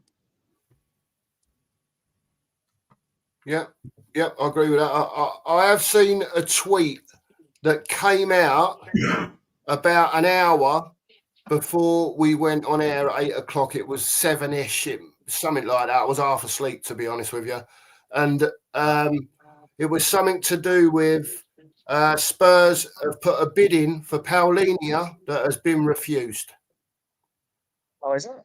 And that was a tweet. I'll try and find it, Nige, and send it to you. I'm sure I sent it to someone.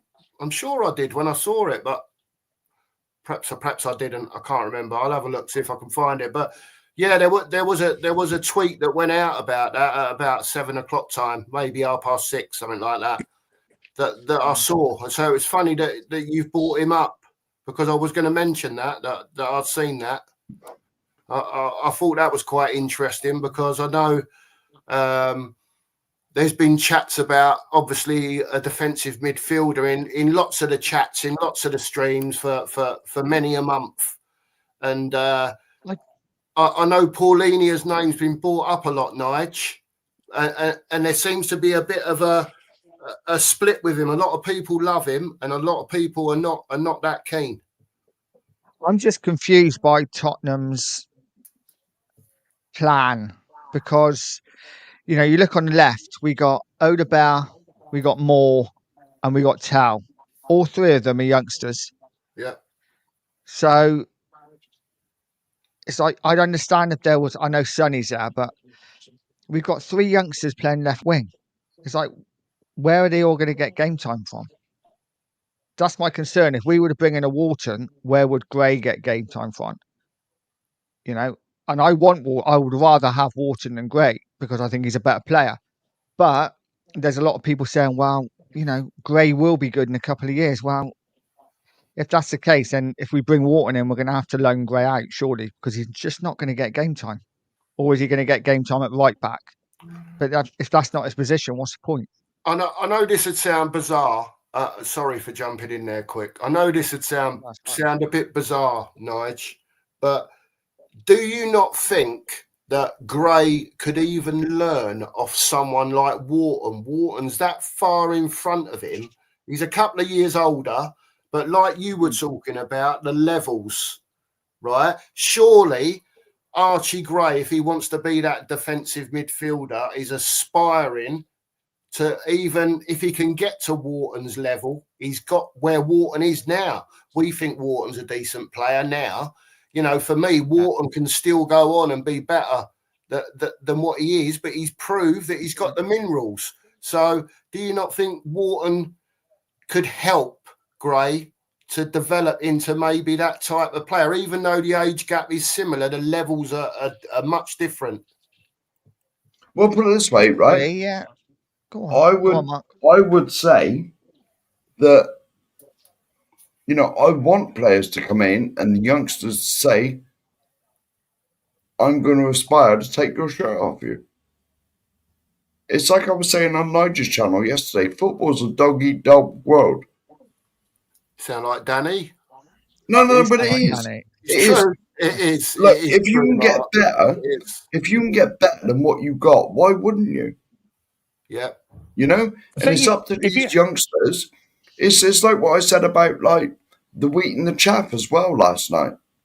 The chaff gets separated from the wheat. I'm sorry to say it, but that's what happens in life. If you're not good enough, get out of here. Yeah.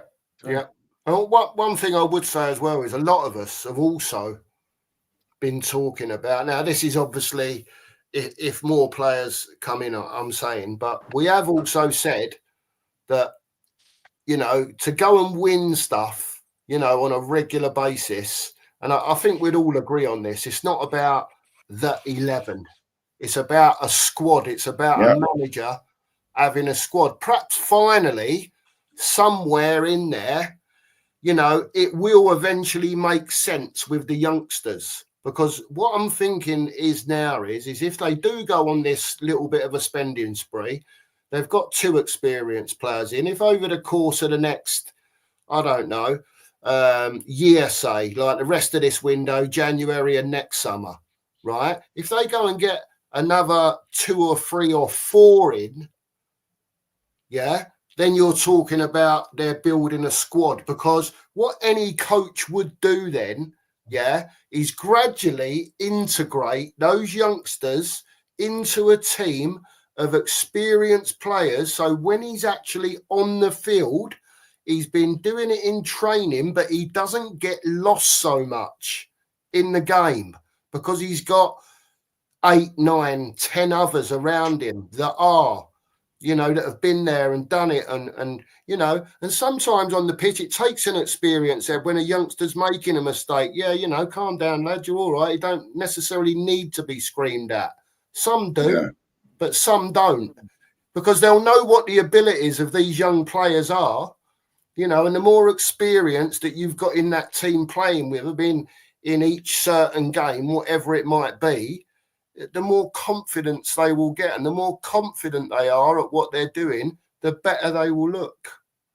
It is that simple. We was talking about, a season and a half ago, whenever it was, when Ange made all these changes they didn't have any structure to them. No one knew what anyone was doing, so no one could shine.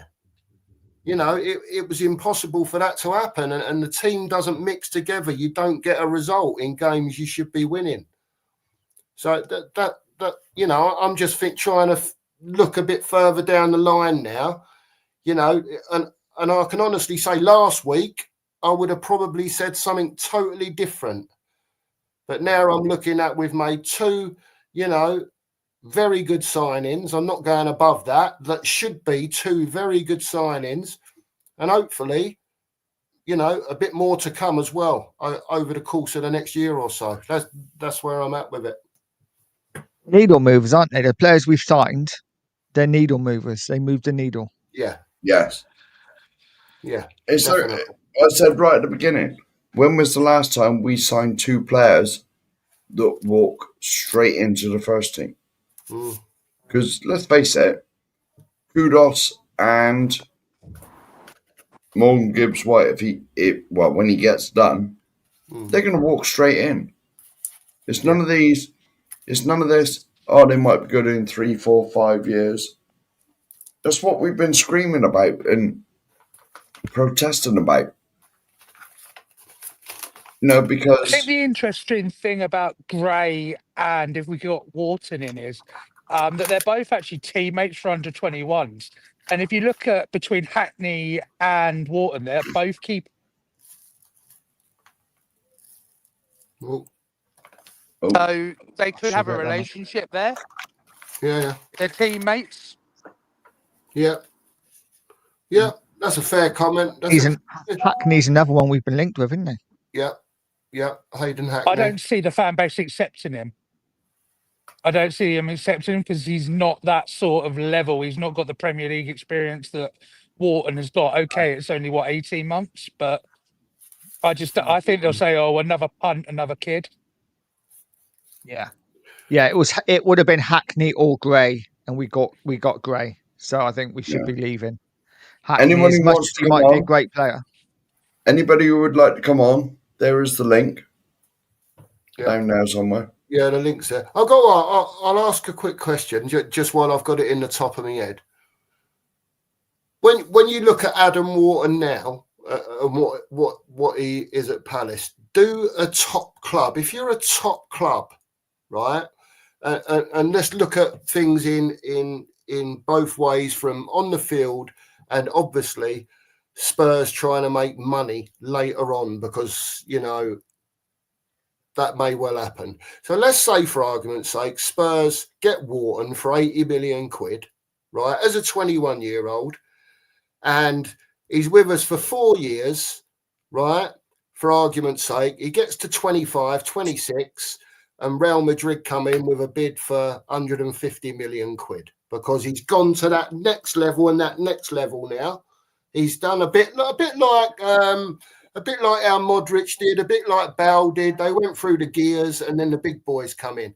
Is that where we expect to be with our big players later down the line? Is that when the Real Madrids and the Barças and the big boys come in with big money, do we still sell what we found 4 years earlier? Is that where we are, or are we a big club going in that big club direction now, and we're trying to get the best players and keep the best players to win the trophies?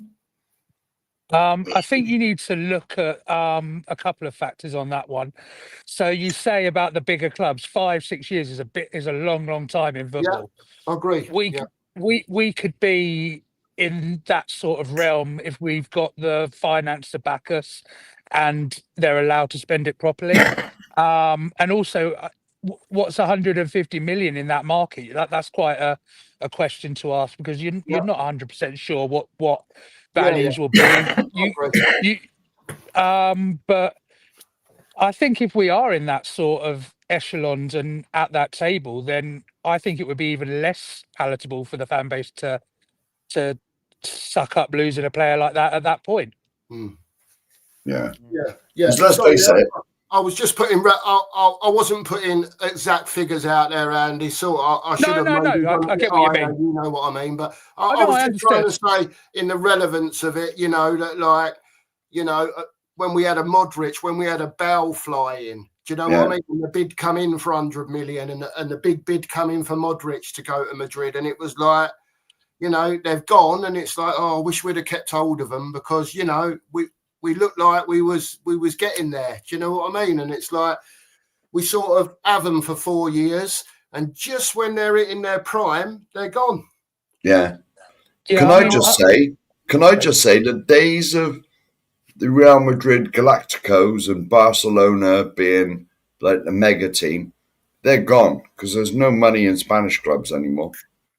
There's no money whatsoever with that, you know. So the Premier I think League Madrid is have got money. well, yes, because they're backed by the royal family. Yeah. They're backed by the royal family in Spain, but like, I mean, let's face it. When Gareth Bell left, £89 million, whatever it was, 100 million euros, whatever it was back then, like, all Tottenham fans were furious, because Gareth Bell was absolutely flying at the time. But you cannot. But we were all furious when he left. But you could see Real Madrid were the Galacticos, and they were the best team in the world. Are they now? No. Are they now? This is it, though.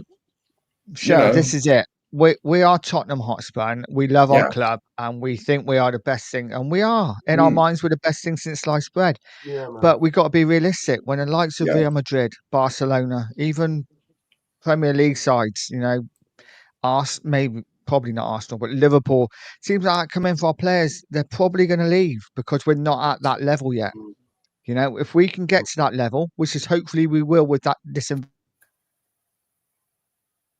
Yeah. Oh, Nigel's froze now, isn't he? You know, maybe in 10 years' time, play Premier Leagues. We're winning Premier Leagues. We're winning European Cups. Who knows what's going to happen in 10 years? You know, with this investment, you know, I am getting a bit excited, because I do think maybe we could be the new Man City. It's a big ask, but who knows? Who knows? You know, every team, you know, and I said it earlier, every team goes through stages. You had Leeds in the 70s, who were massive, Liverpool in the 80s, you know, United in the 90s, Arsenal, Chelsea, now Man City. Who's to say that maybe Tottenham's time isn't coming? Nige, how drunk would we be if we won the league? Oh, mate, that would be Days it. to My life recover. would be done. Days. I'd be straight up to Trowbridge immediately. We could go in all them pubs we met in Trowbridge, mate. Yeah. And they all sold Amstel. And they all sold Amstel, didn't they? Yeah, no, That we'd be parade for the Europa picking up League was youngsters. nuts. Imagine what a league title parade would be like. Oh, Oh, my goodness. Well, I may have been drunk at the Europa League parade. May have been. Allegedly. Rumours. Allegedly. Mark, can you carry on for a sec? I just got to go and refill. I'm a bit dry, mate. No. You carry on. Wander off. Thanks, mate. Cheers. All right, lads. I've got to shoot off. But yeah, thanks for having me on. Thanks, yeah, Andy. brilliant, mate. Welcome anytime. Thanks very much, guys. Cheers. Bye. Before you go, if you want to... Oh, he's gone. He's gone. Oh. No, I'm here. Oh, you're back. Right. You're on your phone, I can tell that. But if you can get to the private chat, mate. Yeah. If you want to stick your number in, mate, and we'll add you to WhatsApp groups and stuff. All right, wicked. Nice one. All right? Just All right, stick your cheers, phone guys. number in, mate, and we'll add you. Perfect. Have a Take good care, evening, buddy. guys. All right? Cheers, Cheers. buddy. Cheers. Bye. Cheers. There you go. Yeah. There you go. Right, here we go, mate. So- No, So, Mark has gone to get a coffee or something, I think. Right, what's next on the agenda? what do you think of this this possible takeover and stuff? Do you think like Spurs we could suddenly be a side that maybe challenges for titles in the next couple of years? Obviously not next season, maybe not the season after, but if there's that much investment coming in, Well, let's look, mate. what do you think? Look, everyone else has done it, hasn't they? Chelsea Yeah. won everything with Abramovich's money. Man City Yeah. won it with their money, the Saudi money, oil money, whatever it is. Why can't we do it? Exactly.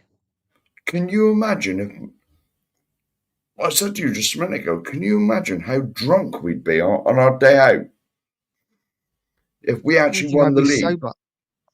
Don't think I'd be Eh? sober for like 6 months. No, Christ, no, man. I'd live on this Brilliant. for the rest of my life. I've never seen us win the league title, ever. No. Because like I said to you on last night's show, even when we got relegated in 1977, whatever it was, when we come back up the year after, we never even won the bloody second division. That becomes, You know, so I've becomes never second. seen us win a league title. No. You know, I No, mean, nor have I. no, we're knows Mark, and he's the oldest. Yeah, no, I haven't. I remember being a youngster when we were flying. Was it Archibald and Crook's time? 80s, Yeah, early 80s. back in the day, we was flying in the league. It was a bit like the Potch time. It was a bit like that. Yeah. And you know, like Mark's mentioned on lots of occasions, when you was a Spurs fan back in the Archibald and Crook's days, you was thinking, we're going to win today. We are going to win today. Do you know what I mean? Yeah. And 9 times out of 10, you did. You know, we was flying in the league. I think at one stage, when it really came to the crux of it, we had 4 or 5 games in hand. It was something stupid because we'd flown in the League Cup, we were flying in the FA Cup. Do you know what I mean? And we was competing in everything, absolutely everything. And I think, you know, if we could get back to them days, you know, of you know, people fearing Spurs again. Oh, I don't want to draw them. Do you know what I mean? Because that's what it was back then. You didn't want to play Spurs in a cup, you know, in the early 80s because, Right. you know, we were flying, mate. But Archibald and Crooks, you know, you can get 2 bods like that back up front again, mate, that have that telepathic communication. Do you know what I mean? And they don't have to be the most expensive guys in the world. If they've got it, if they've got that bit of psyche like Kane and Son did, and you know, Archibald and Crooks did, and you know, Sheringham did with numerous other, you know what I mean? You know what type of player. And but the closest I saw us to winning the league, I think, was 87. We should have won that, and we lost the cup final. And semi-final against Arsenal. The what? We lost the semi-final in the League Cup against Arsenal, didn't we, that year as well? Did we? Yeah. Yeah, we were flying in the league that year. Clive Allen with his 49 goals, whatever he scored. Yeah. I like this comment as well. There's going to be a national short of Arsenal next week. I think, no, I just nicked that off me. I was just going to say there could be an Amstel shorted at the FHTV barbecue next Saturday. Yeah. I've got a feeling. Sava might not know what he's in for, but there you go. The boys are in town, mate. Don't worry, hotel booked. Everything is. Yeah. The boys on the 2 Mark show and Nights from Pew Coys will be having it large. We'll be having it I next hope Saturday. he's got fake grass. Oh, So dear. I don't want to be throwing up all over it. Oh, yeah. Jesus. I believe Sava thinks it's going to be some quaint, like, hello barbecue. It's just going to turn into, like, Sava thinks it's going to be a classy affair. It's not. yeah. We're It going. won't be classy in that corner. It might be classy in that corner, but not that corner. The corner we're in. It'll be like, what was that program where Oswald used to turn up in a string vest? It was Mate at Coronation Street, wasn't it?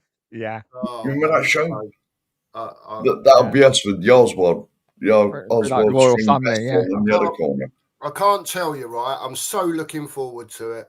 Oh, I yeah, really man. am looking forward to it, mate. It's Yeah, going to me be too. an absolute cracking day. It I've really only met is. you once, mate, for about an hour. That's what I mean. Going to meet so many people that we talk to in groups and, you know, stream with from time to time, and people that we haven't even streamed with that we might have just, you know, had the odd comment with and whatever else. Yeah. People that have come on our lifetime thing that we've never met before, they'll be there as well, and others. And yeah, it's just going to be great just to meet everyone, have a laugh, and, you know, just chat. Because you know what's going to happen all day long. We'll end up chatting Spurs. You know we will. Oh, yeah. There'll be arguments. You know, There'll and be arguments. I'm trying to convince. I think Nige might be doing a record. I don't know, but I'm trying to convince the sheriff. I have mentioned it to him, and it all went quiet on the Western Front. So I thought, oh, perhaps he don't want to do it. No, I can set it up, mate. But I'm thinking we might do sort of a little live stream at some section, or maybe, you know, a few bits and pieces over the course of the evening where you can stop it, Mark, and then post it, can't you? You know, different. Oh, like a short thing or a video or something. I don't know how it works, but we're working on something to do something for the barbecue at Sava's next week, even if it's only a 5-10 minute thing. I don't think we should go live, mate, because one of us froze up. Well, that's all part of it. I'm just letting everyone know we will be going live. I'm just saying. I'm just letting you know we will be going live. All right. If they want to throw up in front of the camera, Let's not say we're going live, because that might not happen. But we might do a compilation video or something, you know. Yeah, live. We are going live, are we? Yeah, live. Here's Danny throwing up. Yeah. Here's Sava throwing up. That's it. Some videos of people throwing up. It'd be great. You know, Sava Sheriff is letting the bush home. Sava with his you'll get Stanley and Stewie running around in the garden like nutcases. Do you know what I mean? Yeah. You know, you're going to get Sheriff is passed out in that bush over there. That's it. Or he fell in the rose bush and he ain't moved for like 3 hours. Yeah. As we're trying to prop him up with the next pint. Me and Nige are going to be on the Jack Daniels at some stage. Yeah. There's Cookie smoking a fag. I mean, something or other. I don't know what he's smoking, but something. Who knows, mate? Who knows? Now, see, I wasn't gonna mention any of this. Anyway, back to football. Yeah, yes. Back to football. What do we think of? It looks like Romero's staying, so it doesn't look like we're going to be bringing in another centre half. Are you good with that? Are you happy that Romero's staying? Yeah, as long as he wants to be here. Yeah. As long as he wants to be here, as long as it's not under some, you know, because we've been getting for weeks and months now, Nige, you know, the vibe that he don't want to be here. And then we've won the cup. He's had a couple of, because we've sat back and had to defend and whatever else. And he's give the signal, apparently, you know, to change formations to Ange and all that sort of stuff. You know, we look at him and we know he is a defender. He's a World Cup winning defender. He's a fantastic player. But I don't know if we're all of the same opinion, but I find that he can get very frustrated.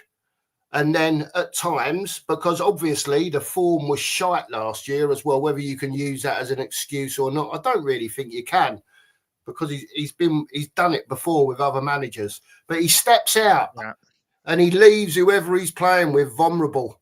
He does do it. You know, no one can say any different because I've watched him and I've seen him do it on numerous occasions. But on the same thing, you know, he's a World Cup winner, and as long as he wants to be here and he can see that something's going on that he's happy with within the club, and he can see the ambition that he needs or that he feels he needs as a footballer, and he wants to do it with us, then yeah, I ain't got no problem with a World Cup winner being our centre back, mate, at all. And we are definitely showing ambition by the 2 players we signed. Yes. So, without a shadow of a doubt. Yeah. Well, to be honest, with the ambition of signing the 2 new players, that must tell the likes of Romero, look, we're moving forward now. You know, and thank you for the 4 subs that we've had today as well. Yeah, thank you very much. It's very Yes. kind. Keep on banging that sub button for both channels. Like I said earlier, we're going to be one way or the other trying to get a bit more content out on both channels, and you know, between the 3 of us, one way or the other, and you know, collaborating with each other as well to try and get shows out there for all of you on whichever channel it may be. So subscribe to both, hit your notification bell for both, and then whenever one of the channels is on, you will know about it, people. Yeah, do that. It's like I said, like if I'm not available, if I'm at work or so, I will still be a menace in the comments. That's it. Just like you are when you're sitting there now, a menace. Well, there we go. Menace. Yeah.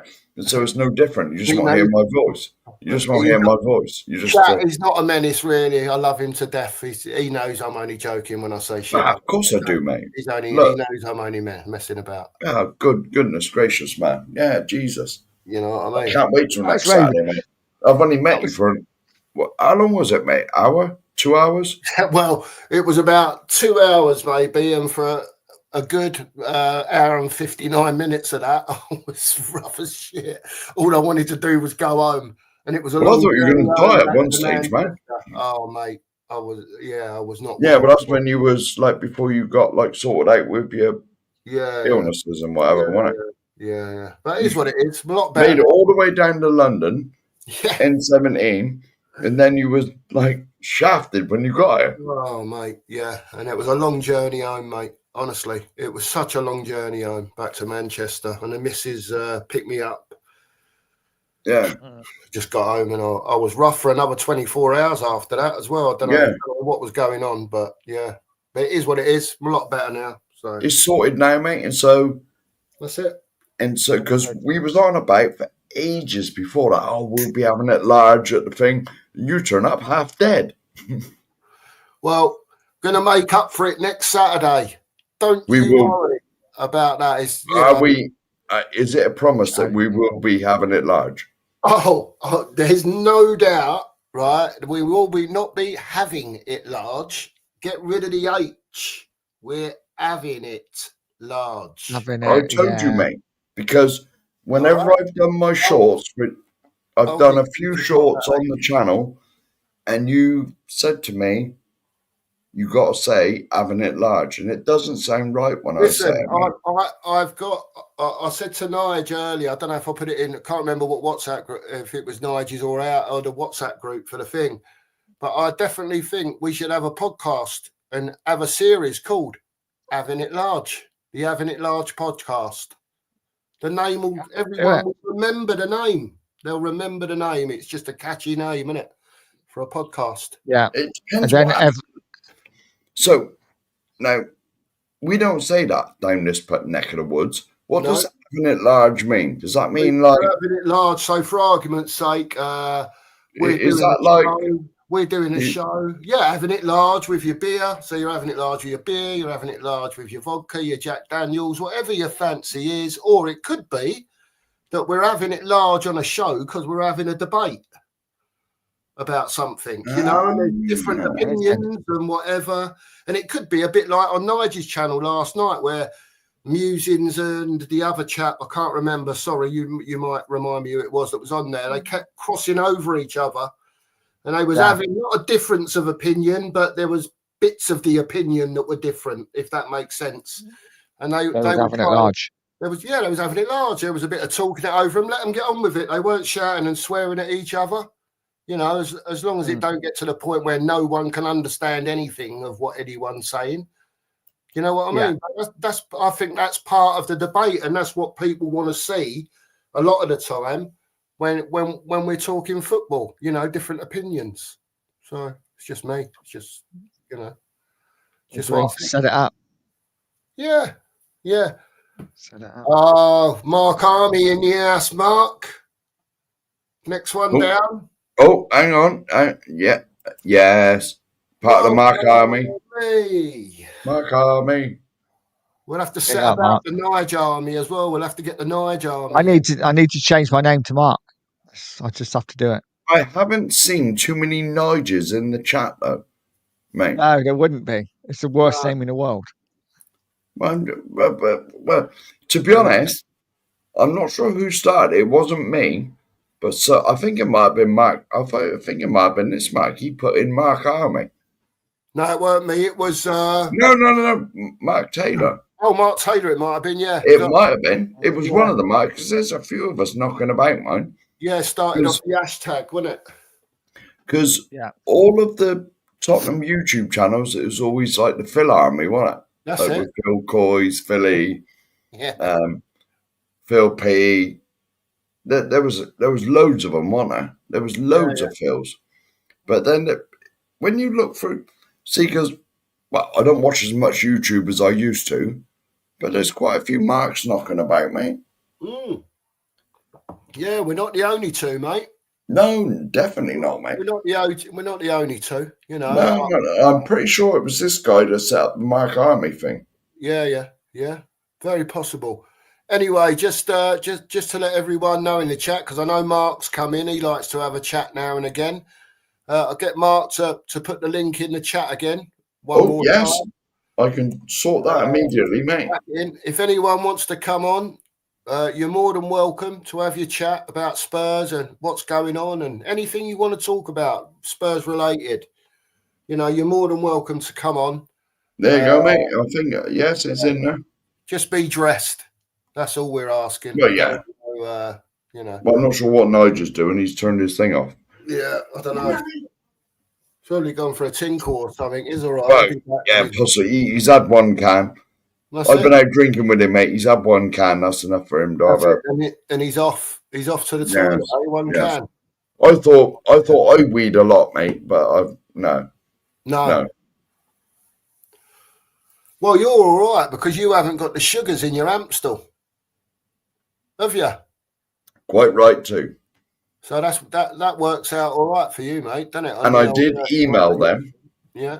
And I'm still awaiting a reply. I emailed them and said, do they realise? Because it's not just me, man. I was somewhere and I was talking to someone. They asked what this bloody thing was on my arm, and I told him, and he said, "Oh, I know what that is." Like, my father-in-law's got one of them or something. He said, "Oh, you must be diet." Yes. And he said, "Do you realise about Amstel?" And I said, "Mate, that's all I drink." And he said, "Oh, you know about it then?" And I said, "I discovered it by accident. Complete accident." And he said, his father-in-law, whatever it was, drinks it religiously. And so it's not just me. There's at least another one, so it must be everybody. Yeah, well, fair dues to Amstel for... yes, well, I don't think they realise. Well, I emailed them. I'm hoping they're going to sponsor the show or something. You know, just don't send it to you, send it to me. Of course. No good sending it to me. Good time. Well, if they send it to you, mate, just... No, but like, I emailed them and I've not had no answer yet, which is disappointing because I wanted them to like supply me like a lifetime supply. Yeah. Send me going to the pub, buying it for... We need to get bigger. We need to get out there more so the Amstel train gets going, mate. That's what it's all about, Nigel, isn't it? Eh? Yeah. Smash that like, smash that subscribe. Come on, guys. That's a hell of Let's do it. Like, all these things have been on about the Frank train, the Ange train, Choo Choo and all that. Yeah. Surely we can do something with the Amstel train. Yeah. Gotta be done. Why not? Perhaps you should include that as a hashtag in your when we do a video. Hashtag the Amstel train. Just hashtag Amstel. There you go. Wow. Yeah. Yes. Yes. Right. Yes. Do it. Yes. Surely. I'll be sponsored by them soon. Yeah. You'll get there. You'll get there, mate. You'll drink enough of it next Saturday anyway, won't you? To last a lifetime, I would imagine. I'm not sure how many cans to bring, mate, to be honest. At least 16. Buy some. 16? I was going to buy 12. Bit like that, honest. You had to bring a couple of rucksacks. Don't forget, there might be the odd person there that thinks, oh, there's an Amstel there. I'll have one of them. Do you know what I Bollocks mean? to that, mate. That's mine.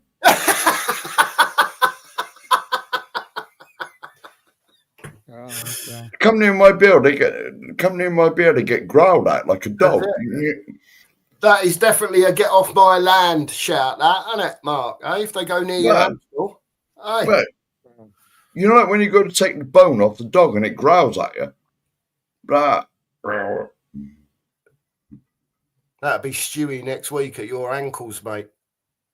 Don't worry about that. If you're It's after he's buried me in the garden. Yeah, Stewie will have you, and then Stanley will finish you off.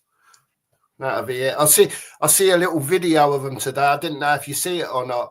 Sava posted a little video of his dogs messing about, you know, playing with each other, and obviously, so Sava's other last dog passed away, and Stanley's come into their family, and sometimes it can be difficult for, you know, the original dog that was there to partner up with another friend, doesn't it? And when you see him playing, mate, honestly, he had a 10, 15 second video, and it's so lovely to see. Beautiful dogs, both of them. Yeah. Absolutely beautiful.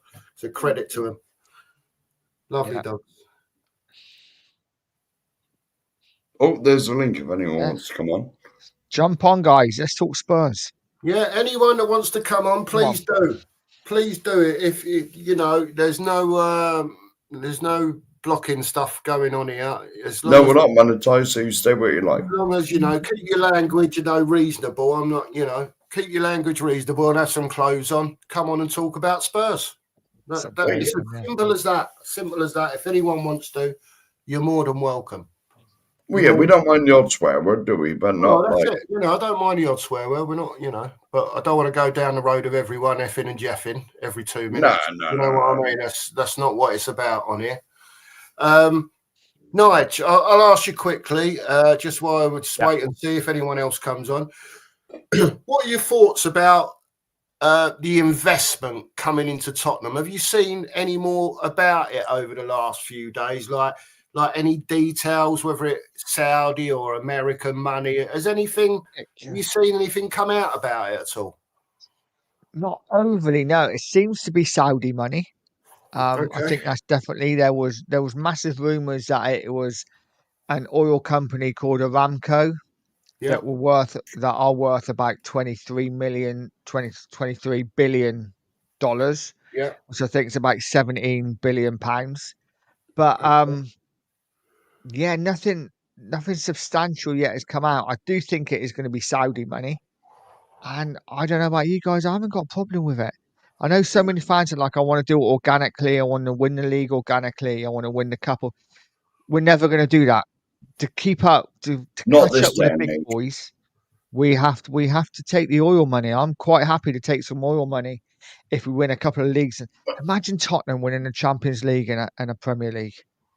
Oh, if it takes oil money, I'm happy. Don't.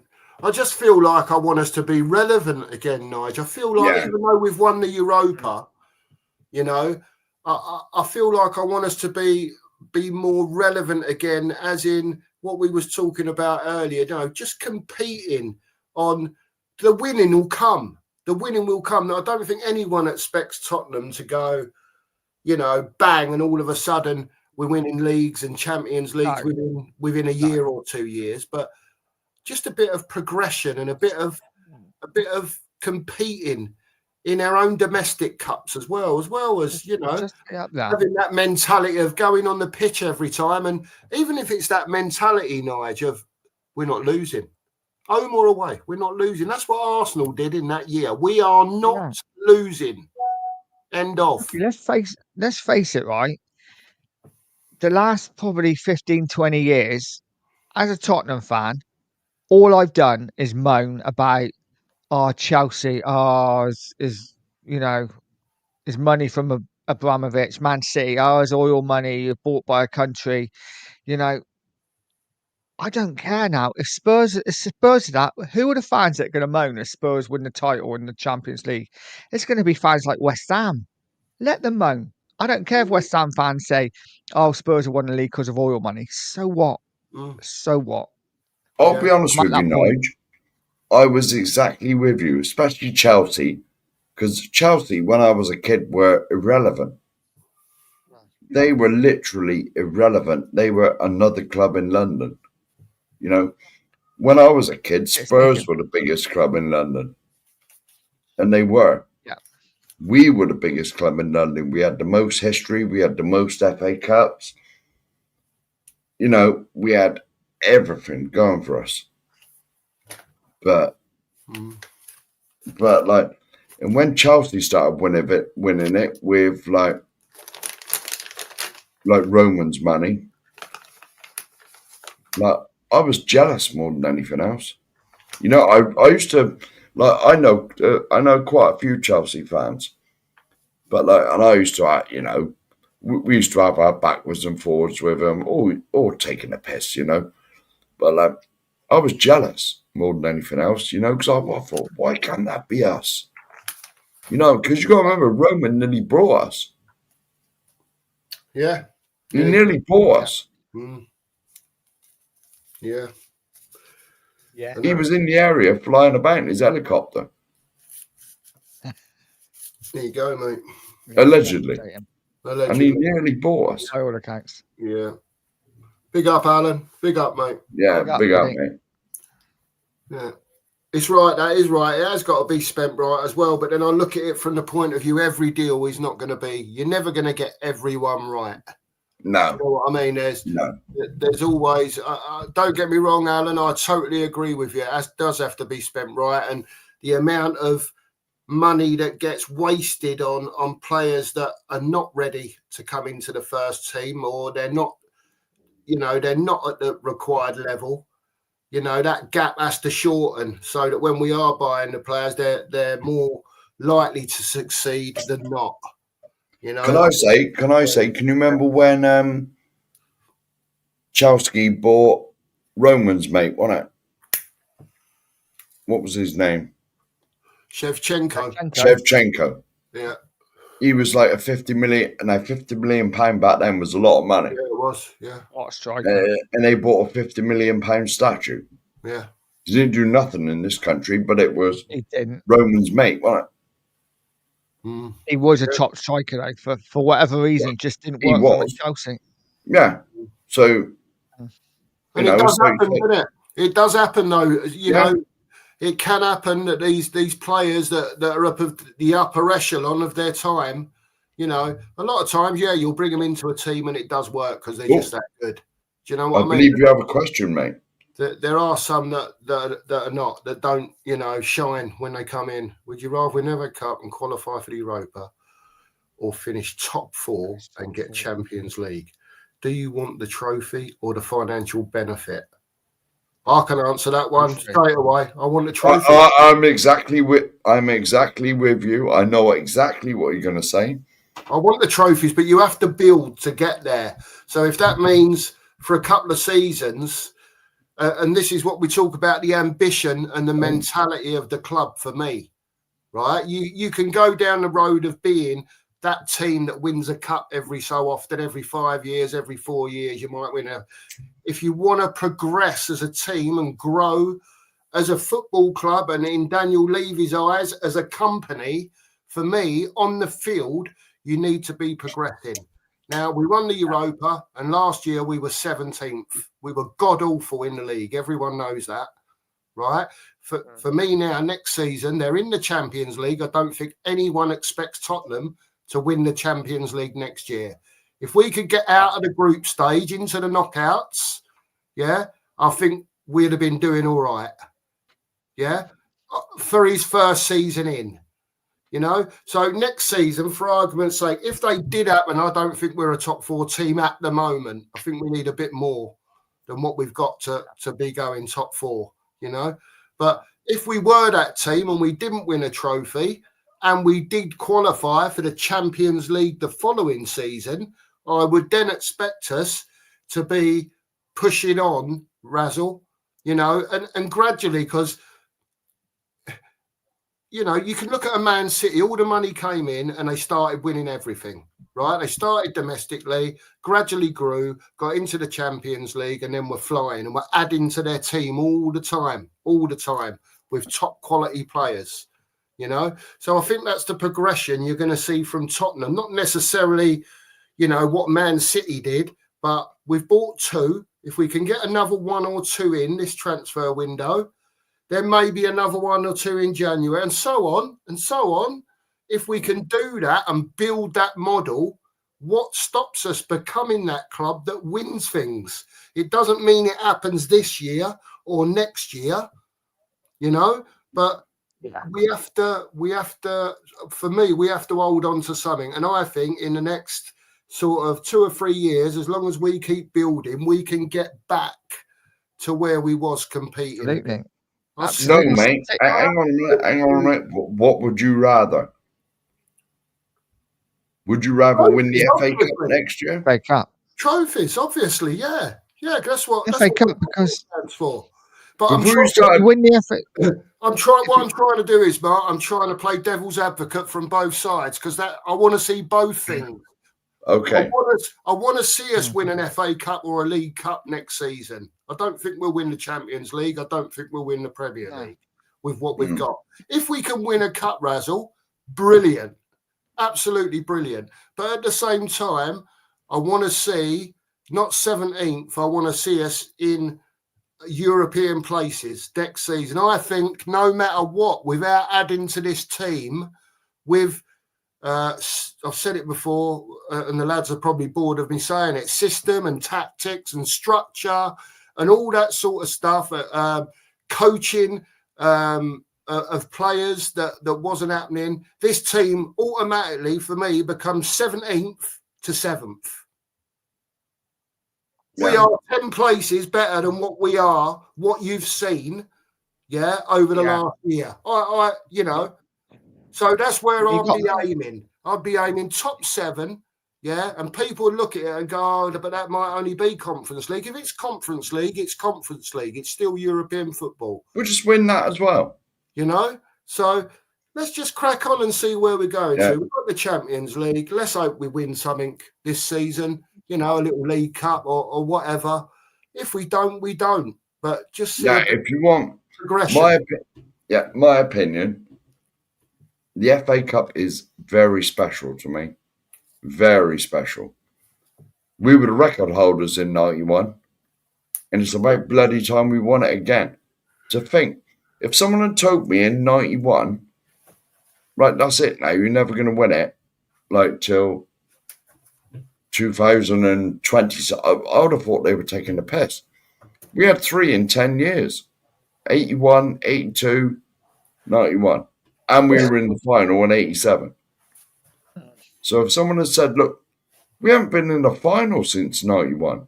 If someone, put it this way, ignore what I just said. If someone said to me in 1991, when a certain player, not sure who, lifted the FA Cup, that you will not be in another final till at least 2020 something, I thought they were, honestly, I'd have thought they were taking the piss. Because we've been in 4 in 10 years. I'd have thought they were like, I'd have put my life on it. Honestly, the FA Cup was our cup. So if we won an FA Cup next year, that'd be really special. Not so much the League Cup, Carabao, whatever it's called these days. Not so much that. But the FA Cup has always got a special place in my heart. Always. Yeah. Always. Because I grew up with us winning it. Yeah. Regularly. So like I said, 4 finals, 3 wins in 10 years. Yeah. You know, so give me the FA Cup. I mean, I Next don't mind year. telling you. I don't mind telling you, right? All you lads know I was there in '84. I was up the shelf when we won in '84, right? Now, we won the Europa this year. And for whatever reason it was, and I'm sure Mark will back me up on this because we've had a couple of conversations about it. I know Mark went to the celebration and all that The piss stuff. up, you mean? The piss up. Yeah, but what I was going to say was, for whatever reason it was, and I don't know if it was an age thing, I don't know if it was because I wasn't in Bilbao to actually see it for myself. I don't know what it was, but for whatever reason it was, I didn't get anywhere near as like excited that we'd won a Europa League like I did when we won the UEFA Cup in '84. Can I give you 2 words? We had phone conversations, Mark, me and you, and I said to you, mate, I just can't get with this because the form over the league season had been so disappointing, and I was so despondent that the geezer wouldn't change for love nor money. Yeah, when everyone could see it wasn't working. Yeah, I just didn't. I didn't celebrate it like I probably should have done. I had a beer, well done, Spurs, great, we've won a trophy. That, you know what I mean? But I wasn't like jumping around the room or anything. I'll give you 2 words, mate. Go the on, manager. Yeah. Because we all want him gone. Probably. You know, and following on from what you said, that Europa League win just covered up what a dreadful season we had. It just papered over the cracks. Yeah. Because I've said it on many, this is like the 5th show in a row I've said it on. Like, you could have took any of our videos when we were on every Saturday night and moaning about this, moaning about that. Just copied and pasted it, and I could have changed the title, and we could have just played it virtually every week. Yeah. Wide open. Like, where was the defense? Like, what's going on here? Why is powering you doggy up by Madison? You know, it was absolute not. And yes, it was great. Yes, it was great that we won that Europa League, and I was absolutely wasted at the presentation thing, the parade thing. But even me, as I was like 13 in '84, 13 coming up 14 in '84, that felt better to me than this year. And I'm like, well, when you live down this way, you start drinking cider at about 7. It's grumpy. Yeah, but it's grumpy night. Yeah. You know all about for me, grumpy. oh yeah, for me, it's all about the FA Cup. This is what I was brought up on. I was brought up on the FA Cup, so I would love to see Spurs win an FA Cup again. Yes, getting into the Champions League is great, but let's be honest, we could buy 6 more players to get into that first team, and we still wouldn't win a Champions League this season. We are so far off it. To stand any chance of winning the Champions League, that's something we can look forward to in maybe 2, 3, 4 years if the investment is right. But I would love us to win an FA Cup, finish 6th, and then get back into Europa League, win that, and just start winning trophies every season. That would be the dream for me because it's something I've not seen for years. Every season is pushing the boat out a bit, Nigel. I know. Yeah, I know. But we can win the Europa League. We can win the Europa League because again, the sides that go in it now are not of the Champions League quality. So we've got, if we're in the Europa League, we've got every chance of winning it, especially with the players we're signing now. Can you imagine if we qualified 7th next year and we were in that conference thing? I would walk it. Yeah. Just will give it just before it started. Yeah. I think there's very interesting times on the horizon. I really hope now that we carry on with the intent that they've shown with the 2 signings that they've made. You know, just to, you know, come on, let's just have a right go. Do you know what I mean? Let's try and win some. Thank you, Alan. Thank you, Alan. Thanks, Alan. Cheers, mate. Appreciate it. Much love, buddy. Cheers, fella. Yeah, it's going to be interesting anyway. It's going to be interesting. Can you, that investment, Nige, can you see any more of that coming and the way that comes in? Do you think that affects how Daniel Levy operates on as far as the football side of it is concerned? It's interesting because there's been apparently a lot of change with the structure of the way everything's managed. So I'm not really big on like financial stuff, but you know, apparently there is talk that obviously Charrington's come in. He's now taking control of a lot of stuff, and there is rumours that Levy is maybe not going to step aside so much, but won't be as in charge of football matters.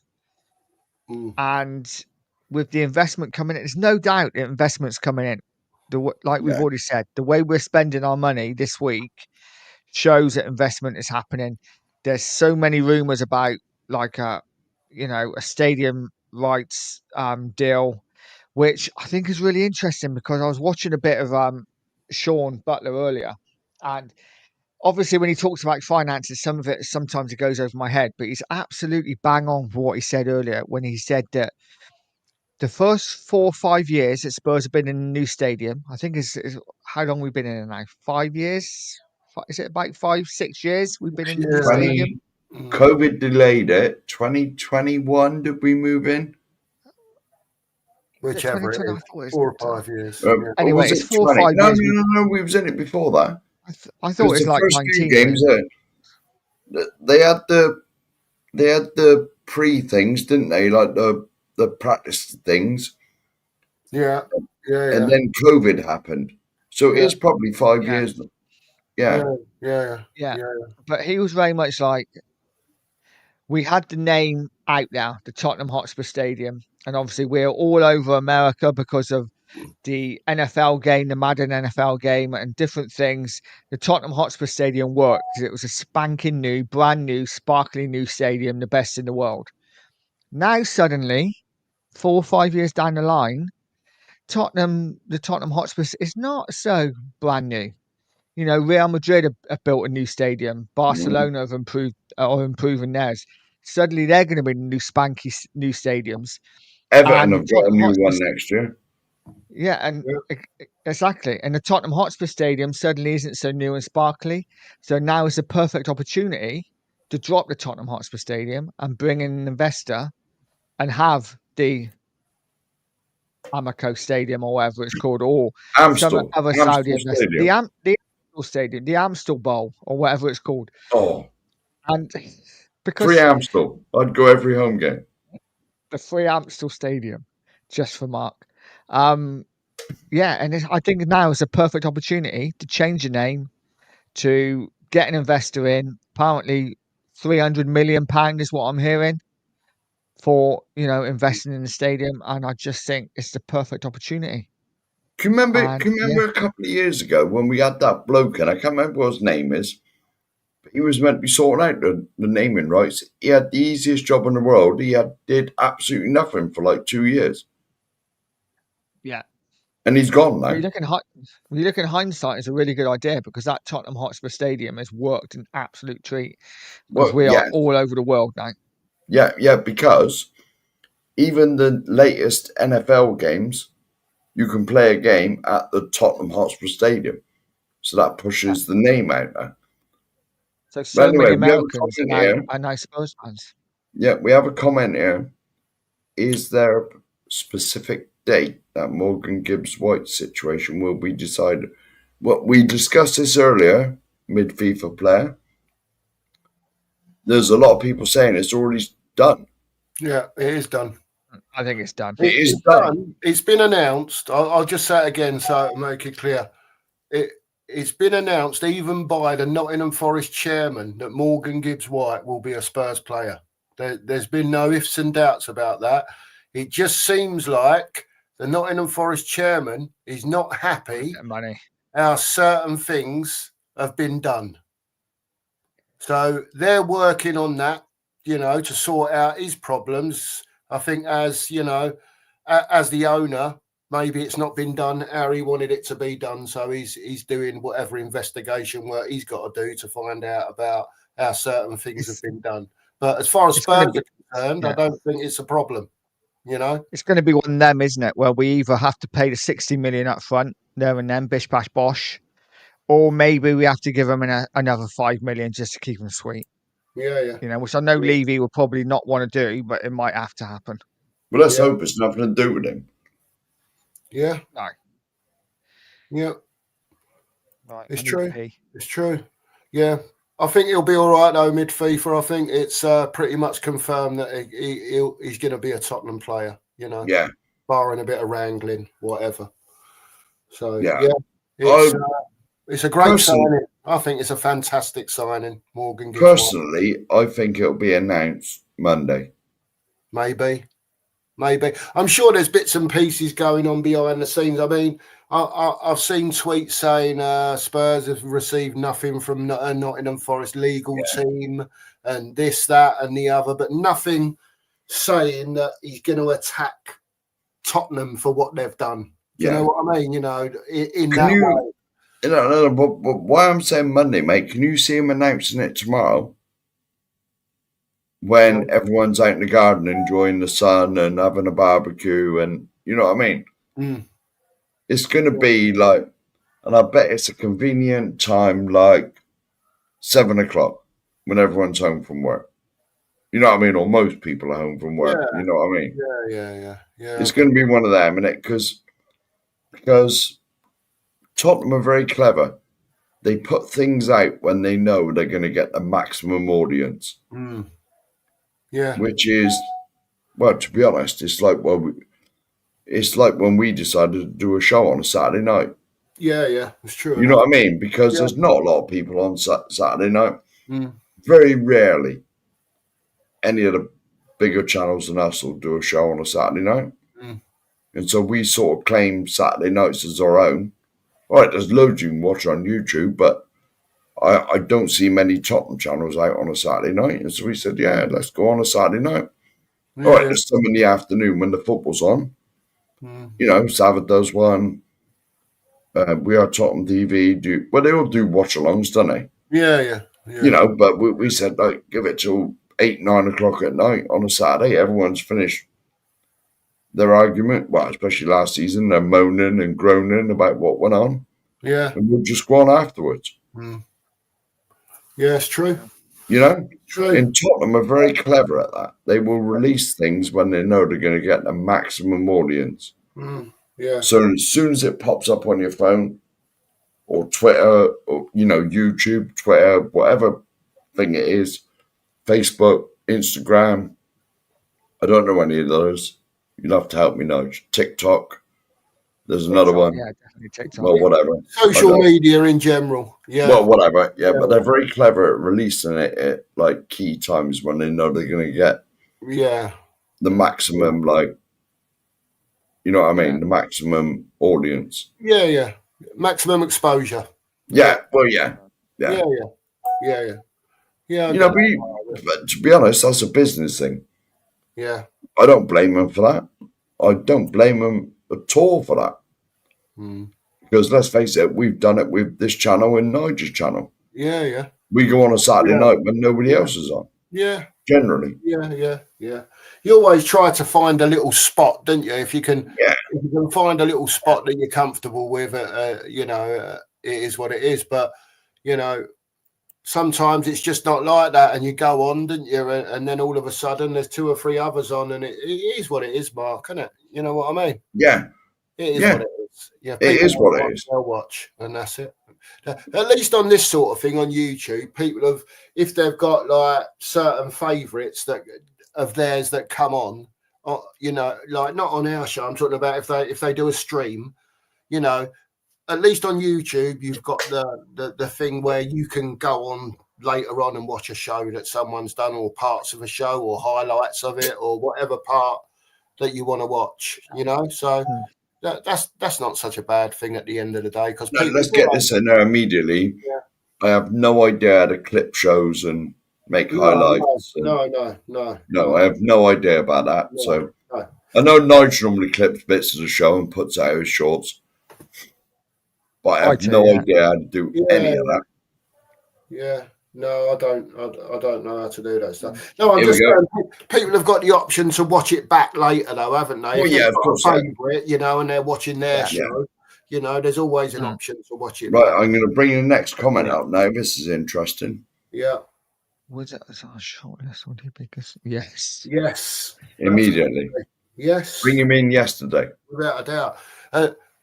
And again, I'll say I don't think necessarily that he's the best striker that you could go out there and buy, but he's definitely an upgrade, I think, on what we've got for the type of player that he is. Yes. No, definitely. It's just different, isn't he? He's different to what we've got. Yeah. And Thomas Frank knows him and trusts him, and he's done the business under Frank. He knows the way he plays. Yeah. I think he'd be a perfect signing, but I don't think we're going to get him. Not at the money that Brentford want for him. And I just don't see Spurs paying upwards of 20 million for a player that's 29 years old. But I'd love him. I think he'd be great. Yeah, his age is the problem as far as a Spurs signing is concerned, with the way that it seems to be that Spurs are moving at the moment, doesn't it? And another thing I was going to say, do you think when Brentford let us have Thomas Frank to come in as the manager and all of his coaching staff, or most of them, it was certainly most of them, wasn't it? Yeah. He might have left one or two behind. Yeah. So we've basically robbed them. Do you think when they agreed to let Thomas Frank come to us, there may have been a don't come back IndyCar players sort of thing in his contract? You know what I mean? In the release clause for him? Or, you know what I mean? Because a lot of clubs do this, allegedly. Yeah. Apparently. It's a possibility, Mark. You know what I mean? Possibility that they may well have said that, yeah. But I mean, let's face it, like it's like I said earlier, a long time ago, like all these like tier 1 journalists, all that, if you add up how many things they get right, it's not a bloody lot. And yet they're tier 1, you know. But it's I've used this on a few shows. You can chuck as much shit at the wall as you like. It's the bit that sticks that everyone remembers, you know? Yeah. The bits that don't stick, like all these, I'm not going to mention them, but all these so-called tier 1 journalists, no one remembers when they come out and said, Messi's signing for Tottenham. And he's obviously not, you know? But when he comes out and says, Kudos is signing for Tottenham, everyone remembers that because he got it right. Yeah. You know? They forget how many misses there is in to the hit rate that they get right, you know? Yeah. Right. Yeah, I get you. In response to the next comment, Mark, there we go. Mid FIFA player. Yeah, I would say it goes back to what we were saying earlier, mid FIFA, and it's about options at the end of the day. I couldn't think of the right word yesterday, and Mark put me right on it. I kept saying squad, and it's the wrong word. It is about squad building, but it's about options, giving the manager as many options as he can. So for argument's sake, I don't think Wissa would necessarily be a replacement for Solanke, because I don't think he's necessarily that type of player. But what he is another one that's very good at running off of the main striker, you know, and channel running and stuff like that. So there may be times when Frank does play 2 up, you know, because he changes his formations regularly. So I would look at someone like Wissa as being another option that can be utilised within a squad that really next season is going to be run off their feet with football. Yeah. Can I ask you a question about and this is a good point from Tottenham Logic. And this is it. You know, a lot of people saying that Brentford won't sell with Buemo and Vissa in the same window. But if they get 100 million for both of them, they can build a new attack. Yeah. You know, 100 million pounds to build a new attack. That's not bad. That's a lot of money for But, Brentford, you know. I never yeah, looked at it that way. Can I ask you a question about Solanke? So do you think Solanke's gonna thrive this season under Frank? I I think think he'll be better. Hmm. I think he'll be better because, let's face it, there was no system with Ange, was there? It was like a basketball game. We'll score, you'll score, you'll score, you'll score, you'll score, and then we might get one at the end. You know what I mean? It was like a basketball game. It was absolute nonsense with Ange last year. I think also what you're right, Mark, what you say, but I think what you found with Solanke last season was that he wasn't really playing as a striker, because a lot of the time he was being asked to drop deeper, drop off, hold the ball up further in, which let me say, I think Dominic Solanke works very hard. I'm not going to say that he doesn't. I think his first touch, especially when he's got his back to goal, wherever he is, whether he's 18-yard box, whether he's, another 10 yards towards the halfway line, sometimes his hold-up play leaves a lot to be desired, I would say, at the moment. And that could be another thing that could be worked on. It doesn't make him a crap player, but again, it's all about options. And I think the more options you give a manager, the more tools you give him, that enables him to change the tactics and the system and the way he's playing during the game. Surely we want a manager that, when it's been going not necessarily wrong for 15 minutes, 20 minutes, but he sees something in the other team, what they're doing, and he needs to nullify that, because then that's going to, send us going back, on the front foot. Just by nullifying that one thing, he's seen something. So if that means he's got to change the system, drag someone off to bring someone on to do that, or change how his players are playing, I expect him to do that next season. And I think that will be a benefit to everyone when he does do that. And that's all part of their learning curve, learning the patterns of play and all that type of thing. And it takes time. It takes time. Well, let's face it, right? Nobody knows what Frank's system will be, because I'm sure someone did a video that had, look, he's played about 10 different systems, and he's not afraid to change it mid-game either. No. So I can see us going from a 4-3-3, 4-2-3-1, 5 at the back. Look, we do not know what to expect. We do not know what to expect. And to be honest, the system will change maybe after 10 minutes. You might put the starting line and we think, we got 4 at the back today. Then after 10 minutes, suddenly we got 5 at the back.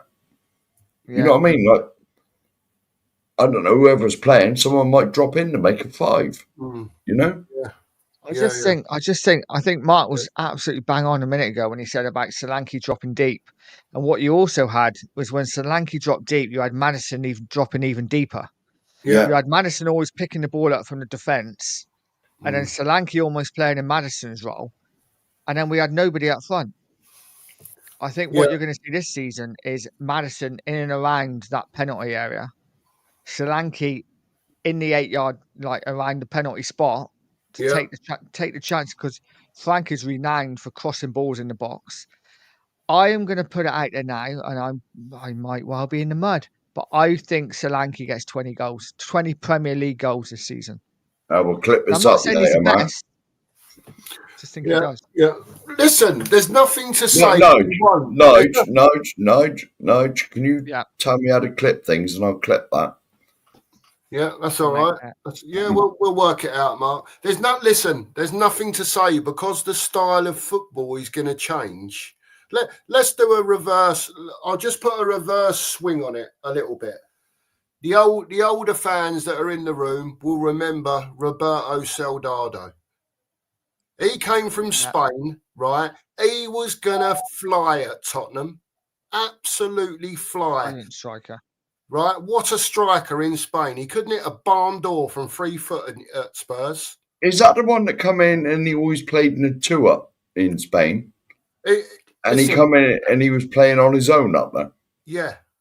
And it never worked out for him for the reason, basically, for the tactics on the field. Yes. Yeah, he was played as a lone striker and he always played in a tour in Spain. That's right. Listen, when you're good at something, right? You're good at something, and you got to remember these players are in their prime, and you don't just lose it. So there's obviously something wrong on the pitch that's not letting him score goals, because you don't just lose it. I don't care what anyone says, right? We did it. So we're going the other way now, and we're hoping. Yeah. Do you know what I mean? That it's going to work the other way. Do you know what I mean? We did it with Rebrov as well, though, didn't we? We did it with Rebrov. You know, Rebrov and Shevchenko were great partnership. We brought in Rebrov and played him up front on his own. He's like 5'3". What's he going to do? Yeah. But I think you're right, though. I think you'll see Solanke further up as a centre forward, playing as a centre forward more. And I think automatically you will see that he will get more chances in and around the 18-yard box throughout the season. Now, going to Dave Jones's point, that was back up a bit further, I think. Hang on. He said that Dominic Solanke is not good enough for Champions League, right? We don't know that. Now, if you'd have said, Dave, the way that we was playing last season, for Dom Solanke under Ange, then I'll be sitting here and saying to you, I agree wholeheartedly with you. He's not Champions League, Dave. But all I'm saying is he may still not be a Champions League level footballer, but I believe that he will be given the chances during those games to put the ball in the back of the net, just from the fact of that he's further up the pitch. He's going to get more opportunities, and we'll see if he is good enough. We will see. Yeah. And that's where I will say is with Solanke this season, if he doesn't get 20 Premier League goals or even 20 goals this season, with the likes of Kudos, Maddison, Morgan Gibbs-White, I stick Tau in there as well. Those kind of players providing chances for him, then we need to get rid of him next summer. You mistake Johnson, and Brennan Johnson, of course. I forgot about BJ. But I think we could score 20 Premier League goals with that kind of service coming in. So I'm expecting a lot from Solanke this season. Yeah, definitely. What do you think about Solanke, Mark? What's your general thoughts on him? I want you to open your mind up a bit rather than just looking at it from last season's perspective. Yeah. Well, I never do that anyway. Yeah. I agree 1,000,000% with what you both have said. He was playing in an Ange team. Let's face it, that had no structure, no system of play, nothing. We had nothing. And this season, I agree with what one of you said about, he's got to be in the penalty area to get goals. Yeah. Is he the most prolific striker in the world? No, he isn't. You've seen that over his career. He had one good season. But I believe Thomas Frank will get the best out of him because he will be coached, which is what the whole bloody team was lacking last year. Yeah. There was no coaching. Do we need another focal point as well, though, chaps? Because we've got Richarlison and we've got Solanke. Now, if Richarlison goes, I would automatically say because the way I see Dom Solanke is as a centre forward, but I also see him as a focal point. So if they played a 2 up front with 1 running off of him. Yeah. For me, with the amount of games that we've got this season, we need another focal point, not necessarily to play with him up front. At times that might happen, have 2 big men up front. He might go for that now and again.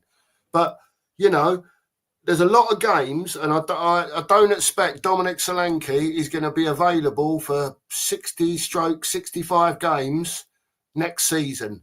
So when we talk about options, we've got to rest players as well, ain't you? Exactly. So I think we do need that another centre forward that if Solanke wasn't available, that we would have that. I don't know. What do you think, chaps? This is exactly why I don't think we bring Visser in.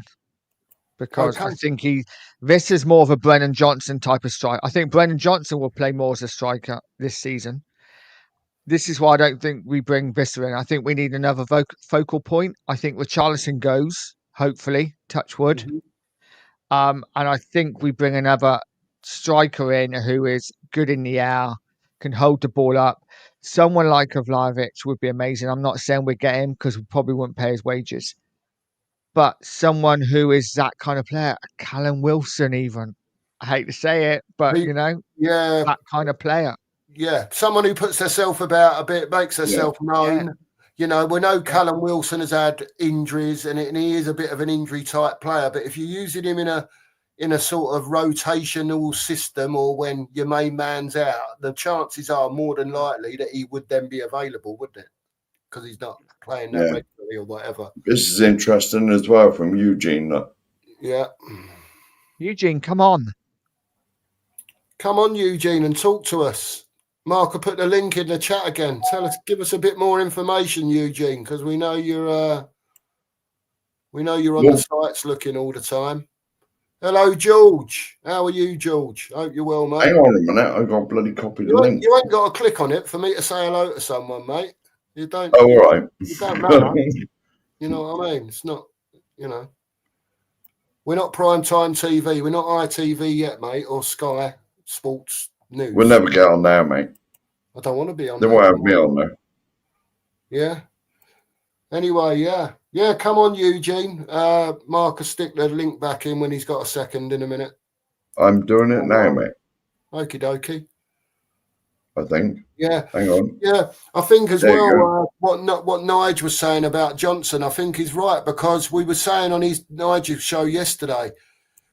We do have an abundance of what I would call second strikers that are not wingers. Tell, Son, Johnson.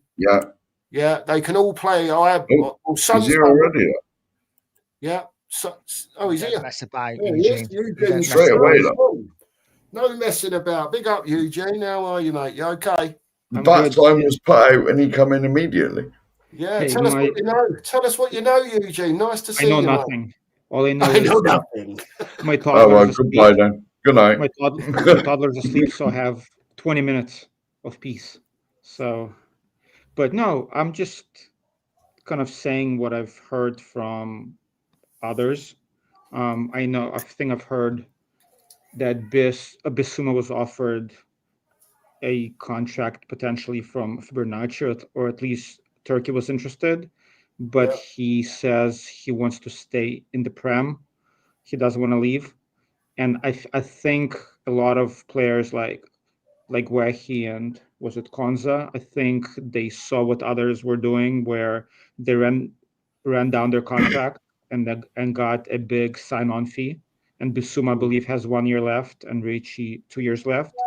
So my fear is that they might just stick it out and just get a sign-on fee.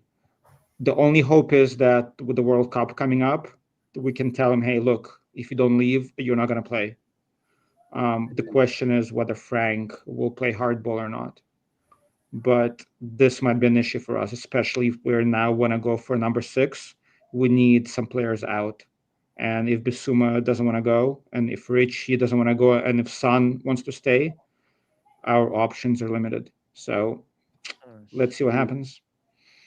Yeah, it's a big problem, isn't it? Spurs getting players out. We got rid of a load of dead wood over the last 2 seasons, and I think there's you know, if we want to get more players in, there's going to have to be a lot of players loaned out and sold and whatever over the next few weeks to get in, you know, even more, you know, a couple of more players if we can get a couple more in of the right level. You're right, Eugene. Players have got to go, haven't they? And people like Biss and Richie could be a big problem if they're going to stick their heels in. And You know? even if you look at the wingers, we have like 30,000 wingers, right? Solomon has to go. I mean, we have so many wingers and even midfielders that we definitely need space. So again, I love Sonny. He is my favorite Spurs player, you know, but it's time.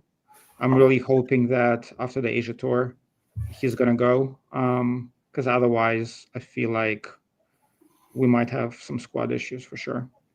Can I just Just while you carry say? on, Mark, are you all right for a minute? Just while No, I you carry on, mate. Thank I was you. just going to answer Eugene. I don't think Sonny will ever be sold because of the revenue he brings in.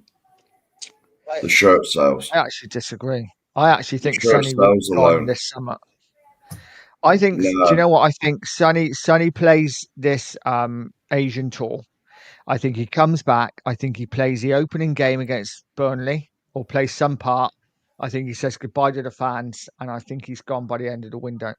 I agree. And one more thing to add, and then I think afterwards, I think he'll be given a lifetime deal as an ambassador. And I yeah. think he'll come back and he's going to work for the club. Yeah. But for now, I think he still wants to play. And I don't think he's good enough to start for us a game in and game out. But I feel like he still wants some playing time. So whether it's in Germany, I mean, I think he's still too good for Saudi, and money has never been his top, top thing that he wants. So maybe Germany or Turkey might be a good option. He's way too good for MLS or for Saudi. But I agree, Nige. I think he will go and come back maybe in 2, 3 years and be an ambassador. We'll put it this way: it will Yeah. absolutely shock me if Sonny leaves because of the. I mean, well, you've been to games at Tottenham, even living in America like you do, Oh yeah, for Eugene. sure. Did Oh you yeah. see all the Korean Oh yeah. flags? Oh yeah, for sure. Thousands, Yeah. thousands. I The agree. last time, I just every time I go to Tottenham, I'm not sure if I'm in N17 or Seoul. You know, because basically Sonny is the king of Korea, South Korea, isn't he? Yeah. I just think the stadium's going to be full no matter what. Right. You know, we're always going to sell the stadium out, and I think I just think it's time now. I think Sonny. I think even he thinks he's probably going to leave. And he's been a great servant to us. He's done fantastic, but especially with the investment coming in as well, I don't think Tottenham are going to worry too much about 10 or 15,000 Koreans coming over because I think they'll sell the stadium anyway. At some Also point, we got to let go, haven't we? with Takai coming in from Japan, we got the Japanese market as well, and the other Korean kid. If he's gonna play for us in a year or two, I think we got the Asian market. I think they're gonna stay with us. So, but we'll see. And if I we don't just sell him, really, he goes on a free. yeah, Yeah. yeah. I'm just concerned that at his age, especially, I don't think he's a great captain. He just doesn't have the qualities, and I just feel like given the age of a lot of our players, I just don't feel like he's a good fit for the squad. Like especially with Tel, um, we need some playing time for the youngsters. Yeah, I agree. Yeah, yeah, Do definitely. it. But like, Unless unless Frank wants to play him as a second striker, but as we saw, yes, Sani is not very good as a nine. So if he plays maybe as a false nine or as a second striker, maybe. But as a primary nine, he just doesn't have the power or the movement to be that. So he even used that, to. yeah, I mean, Put it this way, he's technical, but like he used to get away with things because of his pace and explosiveness. But now, since he lost a yard of pace, yeah. I just don't think he can get away with his lack of movement. at the 9 spot. Yeah. Well, I love Sonny. Oh, Absolutely same. I love love him. Sonny. Love him to bits. Like, Yep. just what he's done for us. He's stayed loyal even when he could have gone. Yep. He could have forced his way out years ago. Years ago when we never won nothing, but he stayed because he wanted to win something with us. And he's done that now. He's lifted the trophy. For me personally, I think it is time to go. And that's why I'd rate him over Kane personally because of his loyalty. And I Yes. just, knowing our fans, I really don't want fans to sour on Son, and I want to remember him as a top player and not as an aging player who's holding on. If you look at City, KDB is gone, Mahrez, right? Like all the players that they have that are in their early 30s, they're losing a step, they're moving on. And I just want to remember Son lifting that cup as that kind of the pinnacle of his career. And I want all our fans to look at him as a legend and not having debates every week about, oh, is he old? Should we sell him? I don't want to have those conversations. No. We've done this with other players, haven't we? We Of did it course. with Lloris, who was brilliant for Spurs for so many Exactly. years. In the last couple of years, he went off, and suddenly we look at Lloris slightly differently because maybe he wasn't the same player when he left. Same Just with one game Eriksen, ruined it for you know? him. Just one game, the Newcastle game, it ruined his whole legacy, and I don't want that for Sonny. Yeah. Do you know, this was on the Lifetime shows when people put Hugo in goal. I always said, you look at, like, if you take Hugo, forget the last 2 years, but if you look at the first 8 years that he was with us, he won us more points than he cost us. But it's like we hung on for him for them year or two too much. And people just remember the most recent when he was not so good. Yeah. When he first joined, he was brilliant.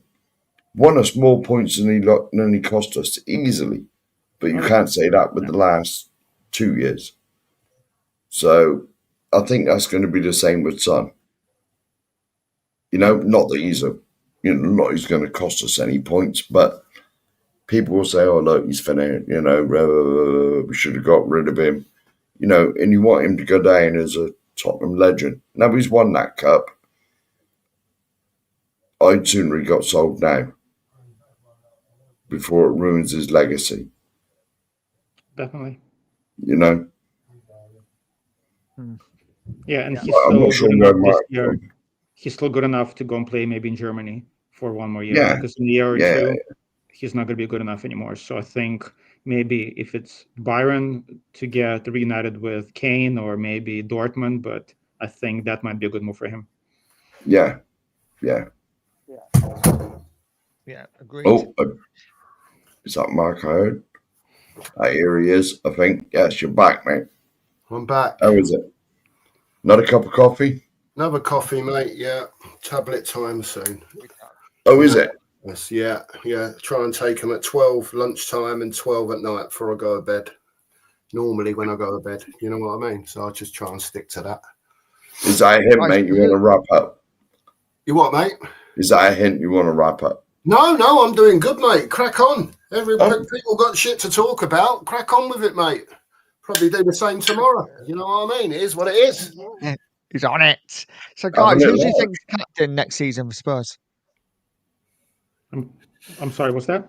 Who do you think's captain next season for Tottenham? I mean, it looks like Romero is staying. So if it's not Son, I think it's going to be Romero.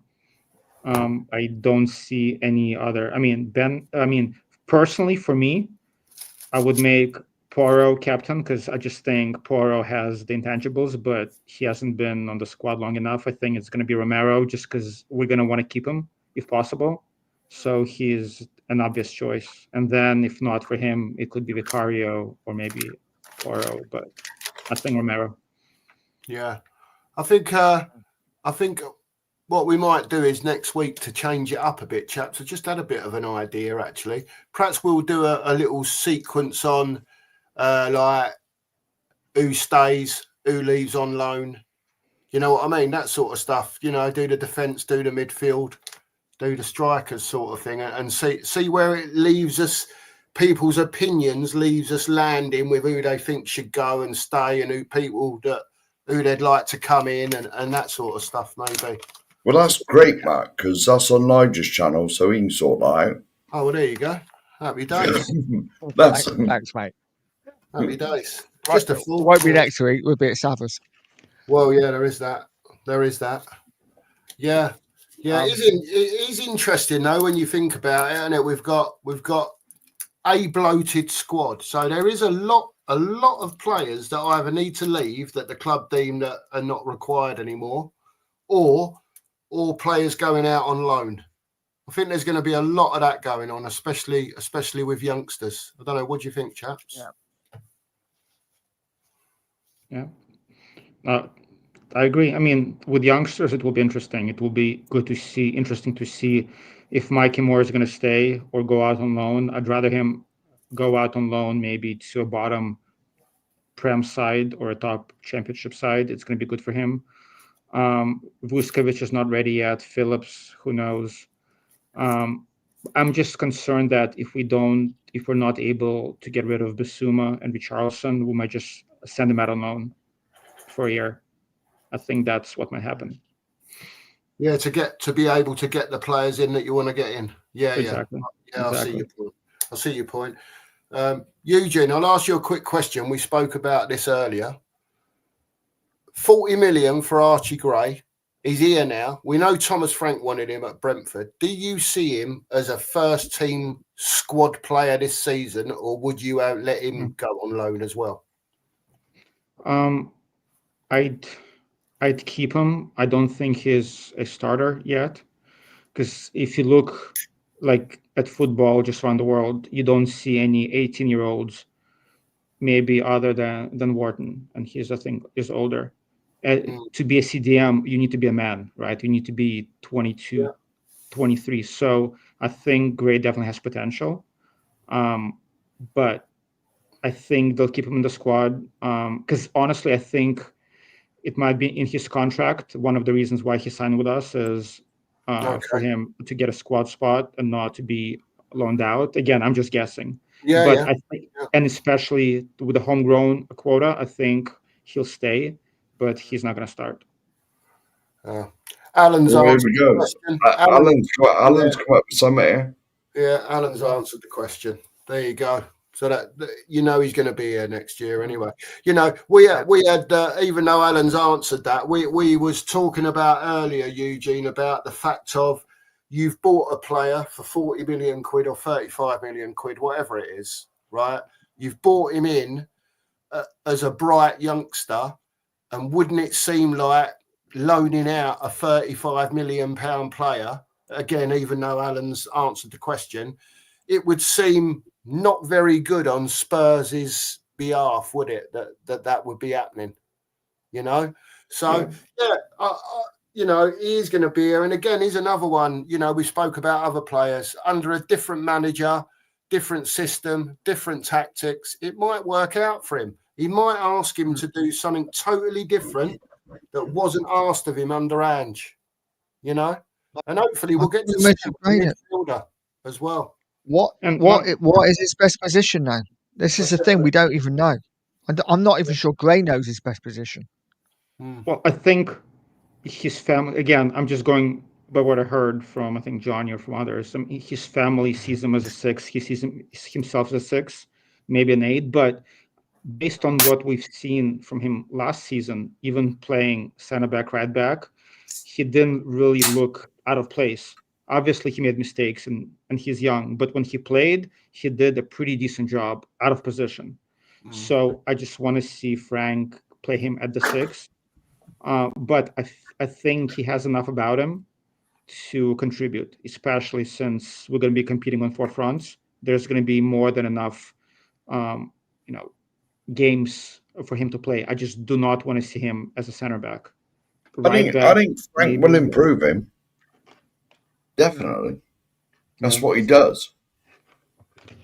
That is what he does. He improves players. I'd like to see him as an 8.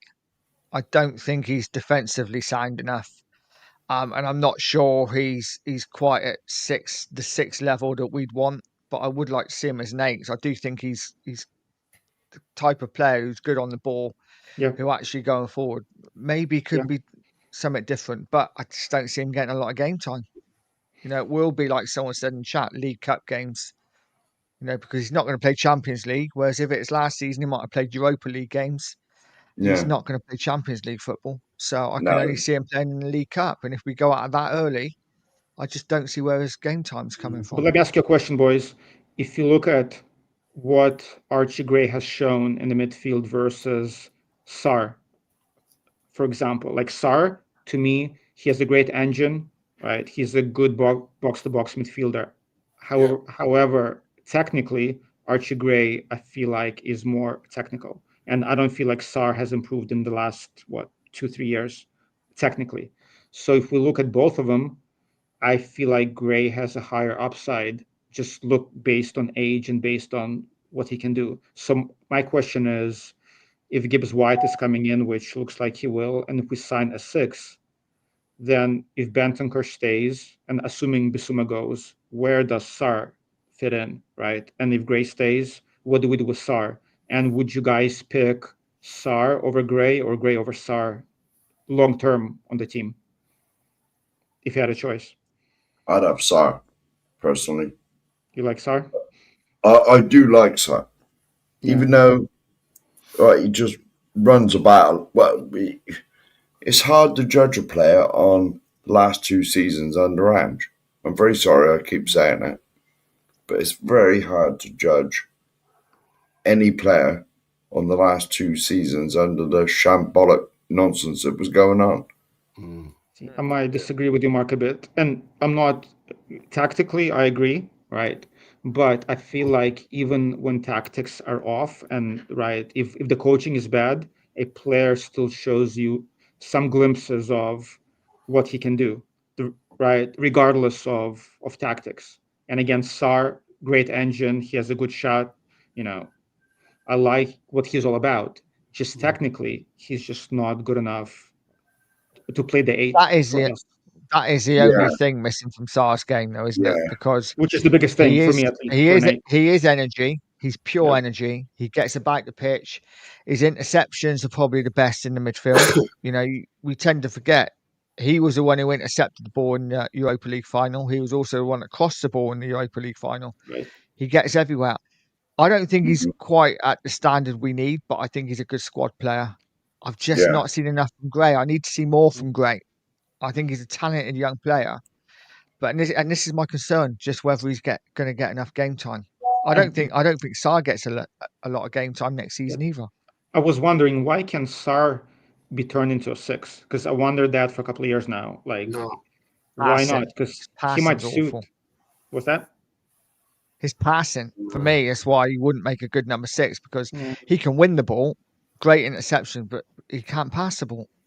That's my biggest problem with Sar. His passing is awful. But like, if you look at, for example, some 6s that we're looking at, like if we're looking at Polinia, for example, he's a destroyer, but his passing is also not the best. So I guess I'm still not sure what Frank is looking for in a 6, right? And so that's going to be interesting to see. But Sar, just given his engine, he can get stuck in. If passing isn't the number one thing that Frank is looking for in a 6, he might make a decent 6.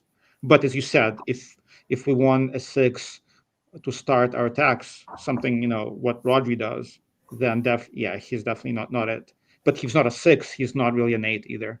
If we don't play with a box to box, so that's why it's interesting.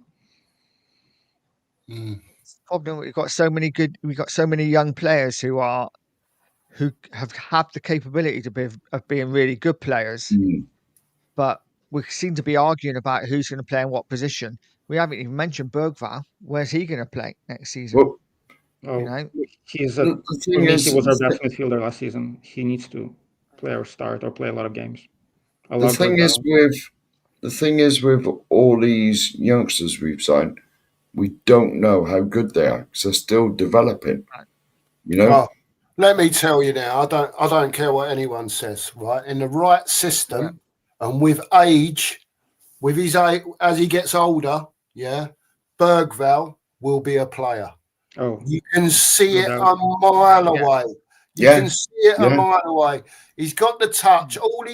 At the moment, for me, with Bergvall, he wants a little bit too much time on the ball after his first touch.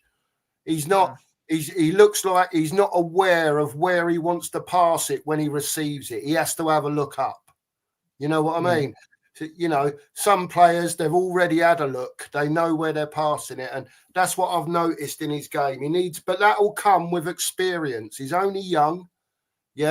Players have to learn. And he's been chucked in at the deep end in the Premier League. And I think last season, considering the shambolic shit they was asking them all to do, right, that at certain points in games, he looked very good. And it's just about consistency for him. And it's about him now being coached in a certain way that brings out the best out of him, I think. I think he's a player, Bergvall. I think he'll be really good inside. For me, I think he's one of the only a couple of untouchables on this team. And I think I mentioned it on your guys' show last season, or Nigel, maybe on your show. But when I saw him play for the first time, he's got it. Whatever that is. I can't even explain exactly what it is, but when I see him play, just the swagger, the confidence, there is something about him that separates him from everybody else, even the senior players. When he's on that pitch, regardless if he's making mistakes or not, there's just something, the way he carries himself, he's going to be a player. So he's the last player probably on the team that I'd want to sell. I feel like he's going to be a star. Yeah, he is the one young player we got that I am really excited about. But again, I worry that we've bought Kudos, we've bought Morgan Gibbs-White, touch wood. Where does Bergvall start, especially if we're looking at a Polinia, if we're looking at a Wharton? Again, it's game time. And I know there's plenty of games, I know, but if you're not playing with a 6, right? If you like a defensive midfield destroyer, like Eugene says, a Paulinia, that type of player in your team, would you consider playing 2 8s, as in a Morgan Gibbs-White with a Bergvall next to him? So Bergvall was sitting maybe slightly deeper, and he would be the one that is the destroyer as such. Do you know what I mean? Without playing a real 6. Does that make sense? Because Bergvall, as well as showing he can be accomplished on the ball, he also don't mind getting stuck in there. I know he's reckless, or he has been reckless a few times, but at least he's telling me he's not worried about putting his foot in. You know? I don't know. What do you think? I don't know. There was a comment in the chat earlier about Bergvall being a 6. I don't think he is a 6, but I think he could be coached to be that type of player.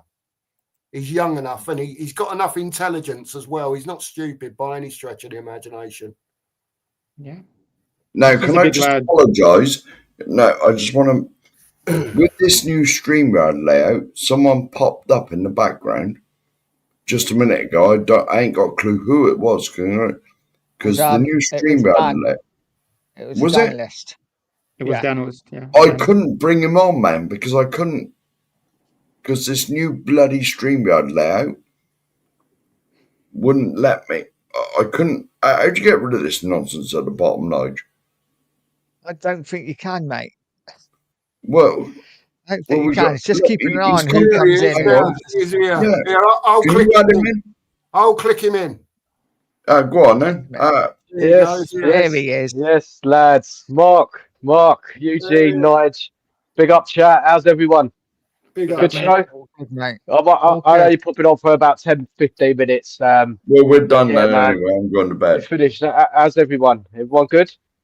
Yeah, we're all good, yeah, mate. Not bad, mate. You? Yeah, good old chat tonight.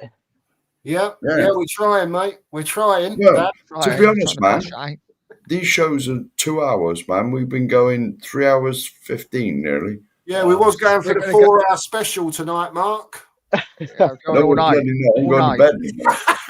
We're putting an all-nighter. It's great stuff. How are you, Dan? What's your feeling and what's been going on? Because we haven't spoken really since Yeah, Kudos and Gibbs-White and all the investment and all that sort of stuff. What are you thinking about it? mate, what it's crazy times, eh? Yeah, Absolute craziness, man. Look, I don't know what's going on. Look, Gibbs White's not over, we ain't got him over the line yet, so we'll see. But look, it sounds good. What's going on with his investment? Who knows? It's all rumours, but surely there's something happening, right? We don't get two players in 2 days over the line. Well, almost over the line. Here we goes in 2 days. That's just not Spurs, right? We just don't do that.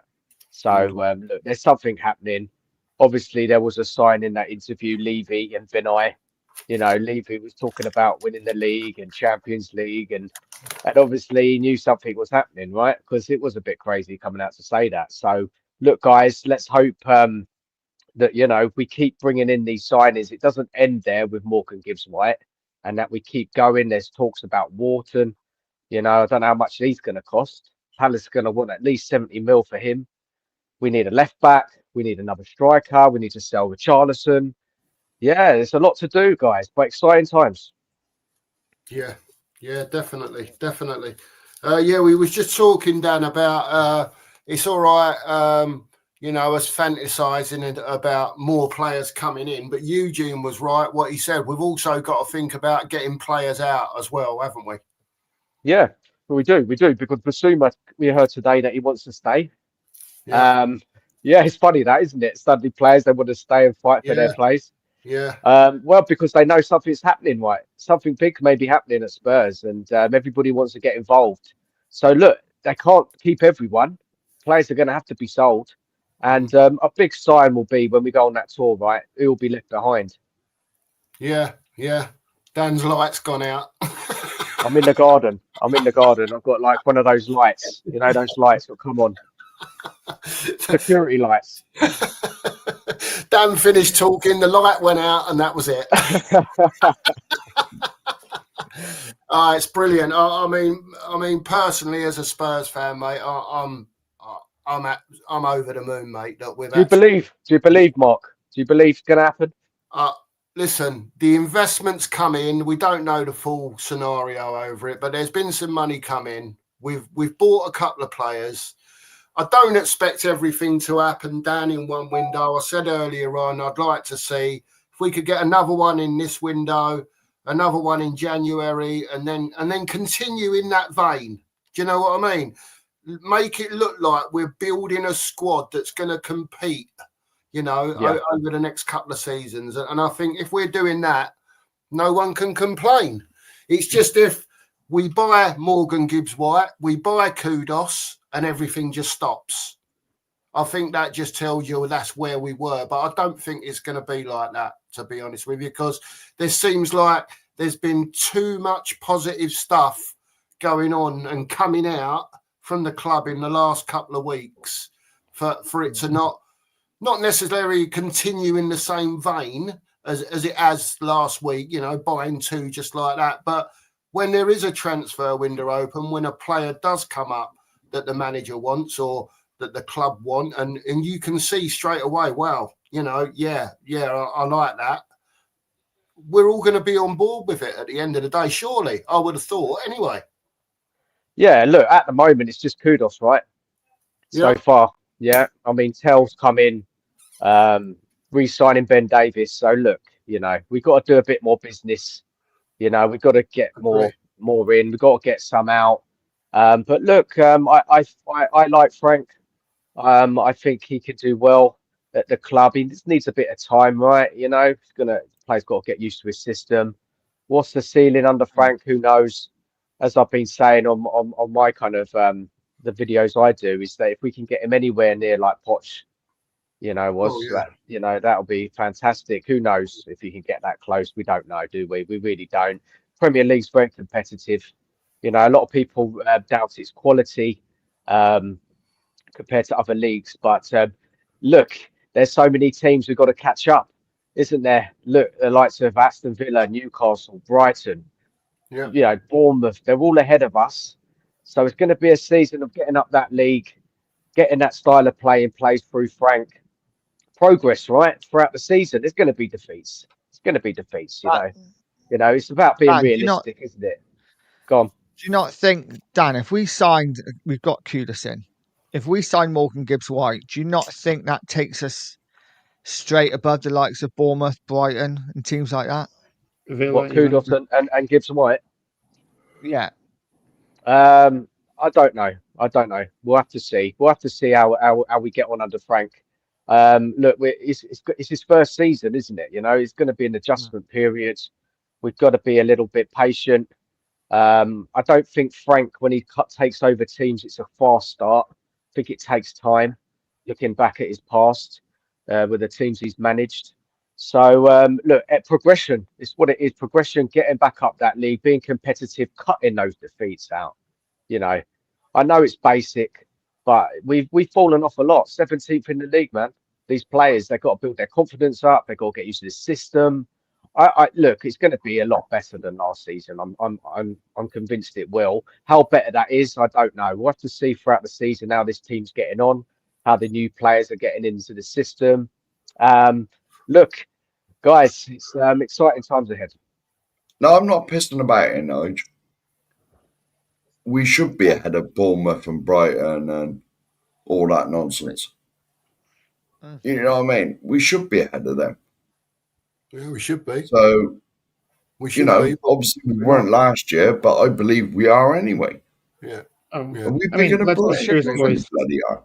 Look, 2 years ago, with a squad that's not even as good, we were fifth with one game a week. Our issue is that our squad is too thin, that we cannot compete on multiple fronts, and the injuries. That's why, I mean, that's not the reason, but one of the reasons why we fell off last season. With bad coaching, thin squad, injuries. So on talent alone, we are good enough to be fifth, because I think Villa is falling off. They're losing talent. So out of, we get, of course, City, Liverpool, Arsenal, Chelsea, and Newcastle, and then us. So I think we're in that fourth to fifth spot, given the talent, especially if a six comes in. So No. one thing Depends on the that Champions League guys as well, Yeah, doesn't it? The one in the Champions League. I would be shocked if we're top 4 or 5 next season. I've got to be honest with you. You know, I've said already, I think this team with this manager, the players that they've got now, forget who else that comes in. I think if you take into consideration the coaching and in players' natural improvement from not really being coached in a system for 2 years, if we get top 7 next year with a Champions League campaign as well, yeah, I think he's done all right. If he can get us into, whether it's the conference, I don't care if it's the conference, it's European football. It gives us that platform for another season with European football. Yeah. And then he's got to, like Dan said, progress from there. The club have to back him, add experienced players in. As he goes along, he'll mix some of those youngsters in with those experienced players, give them confidence. Don't just chuck 6 or 7 of them in together.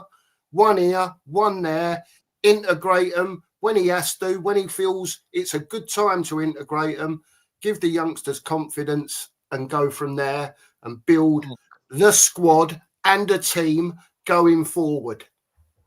Mark, do you not think, though, with the investment that we allegedly have, if we are signing Kudos, if we are signing Morgan Gibbs-White, if we're signing another couple of players, if we don't finish in that top 6 or 7, don't you think Frank then is under real pressure?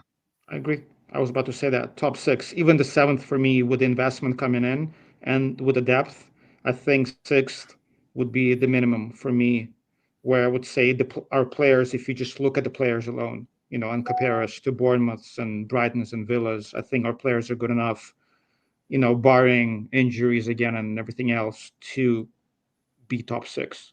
I'm not saying 4th, but 6th, there is no excuse not to. Again, with the investment coming in. If we're finishing 10th with the likes of those players, then Frank's in there's trouble, no way. surely. Not gonna Yeah. I think Nigel's got a good point, though. I think, if this transfer window gets better, we all hope so, then I think, we may be able to set our sights a bit higher up in that league. But, we've got to manage the Champions League games as well. That's going to but let's be face it. a strain on the squad. If we get through, that is out of the group, the table. If we qualify to the knockouts, that's going to impact the cup games. Look, it's really hard. But looking at expectations, I mean, me the other week, not knowing what the window looks like, was if Frank got us 8th, I think that would be progression. Yeah, but now things are looking more up in the transfer market. I may change my expectations. So I'm going to see. I'm going to see. No. The quad is on. Always, bizarre.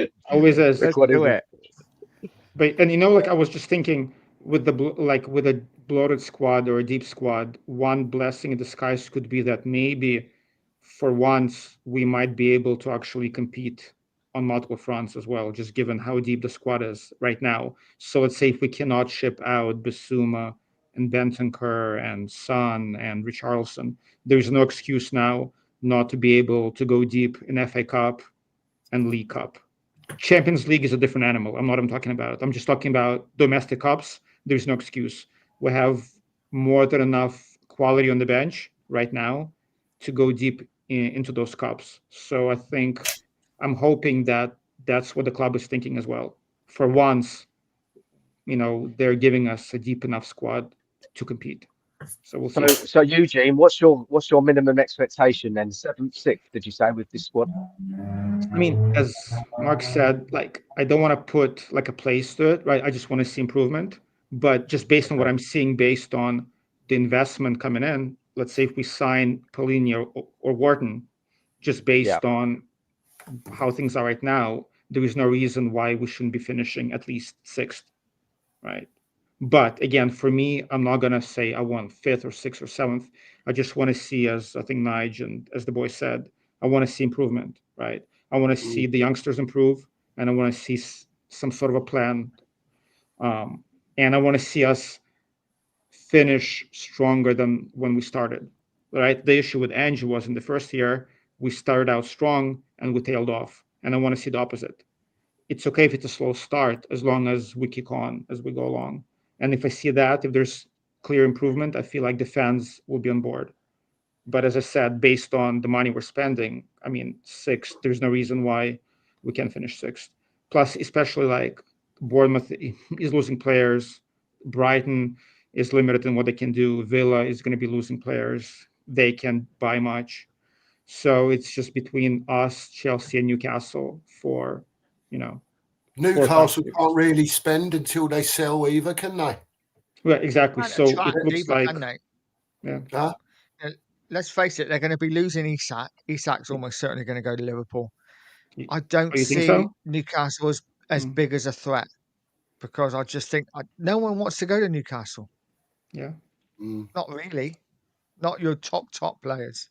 Well, that's why rumours of the Saudi investment, they see the ceiling at Spurs because they put the money in and then they can see that with the PSR and all that we've got literally loads of money available to spend without getting in trouble.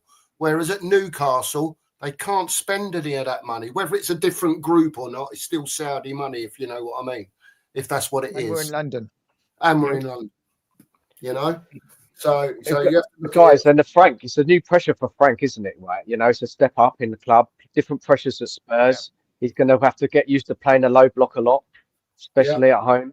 He's got to work that out. So players like Morgan Gibbs-White, Kudos are players that hopefully can beat the low blocks, and that's going to be a challenge because all Spurs managers face this issue, right? Coming up against the teams just sitting back, soaking up the pressure. And let's see how Frank. Let's see what his game plan is going to be. What formation is he going to go with? He's going to go 4 at the back. Is he going to go 3 at the back? Yeah, it's going to be so interesting, guys. Yeah, we were talking yesterday with the boys about imagine like if teams set up in the low block and we have Madison, Kudos, and Gibbs-White on the pitch at the same time. I mean, we can do some serious damage because at least for once, finally, we have more than one player who can pass the ball and move off the ball. Before it was just Madison, that's it. Now with Kudos and Gibbs-White. Yeah, I'll tell you what, I think you will see a lot more of next season as well, and that's shooting from outside the box. Because it's been pretty much non-existent for 2 years, Yeah. I think you'll see a lot more of that. players, Madison, Kudos, you know, Morgan Gibbs-White from 25 yards. If it opens up for them, I can see them popping it off. You know what I mean? And we've missed that a little bit. We've missed that a little bit, haven't we? How many times, Mark, last season did we see a corner come in, it goes to the edge of the box and it falls to a Basuma or a Sarr? And it's just like, oh, God. Yeah. Whereas now it might fall to a Morgan Gibbs-White or a Madison on the edge of the box. Yeah, I agree. You know, it's all Kudos. Yeah. I agree with you totally. And in open play as well, though, Nige, you know, we're on the rampage going forward, and instead of looking for that, you know, little intricate pass, have a pop from the edge of the box. You know what I mean? Whatever. You know, we could see a lot more goals next season, I think, as well. And I'm not averse to thinking that we'll be tighter at the back as well. You know, in a way, that's why I want Romero to stay, because, you know, the pressure that Van der Ven was under last season with those 40-yard, you know, chases and recovery tackles and all that sort of stuff, I don't think you'll see as much. You might still see it to a degree, but I don't think you'll see it anywhere near what it was last season. And hopefully they'll stay fitter this season than they have done in the last couple of years. Do you know what I mean? Which may also be a big help. Let me ask you guys a question. Do you guys think, could be a controversial take, but it's just a question. Do you think in a low block, do you guys think Van der Ven is just as good of a defender? Because I know what separates him from the rest is his pace and his recovery speed.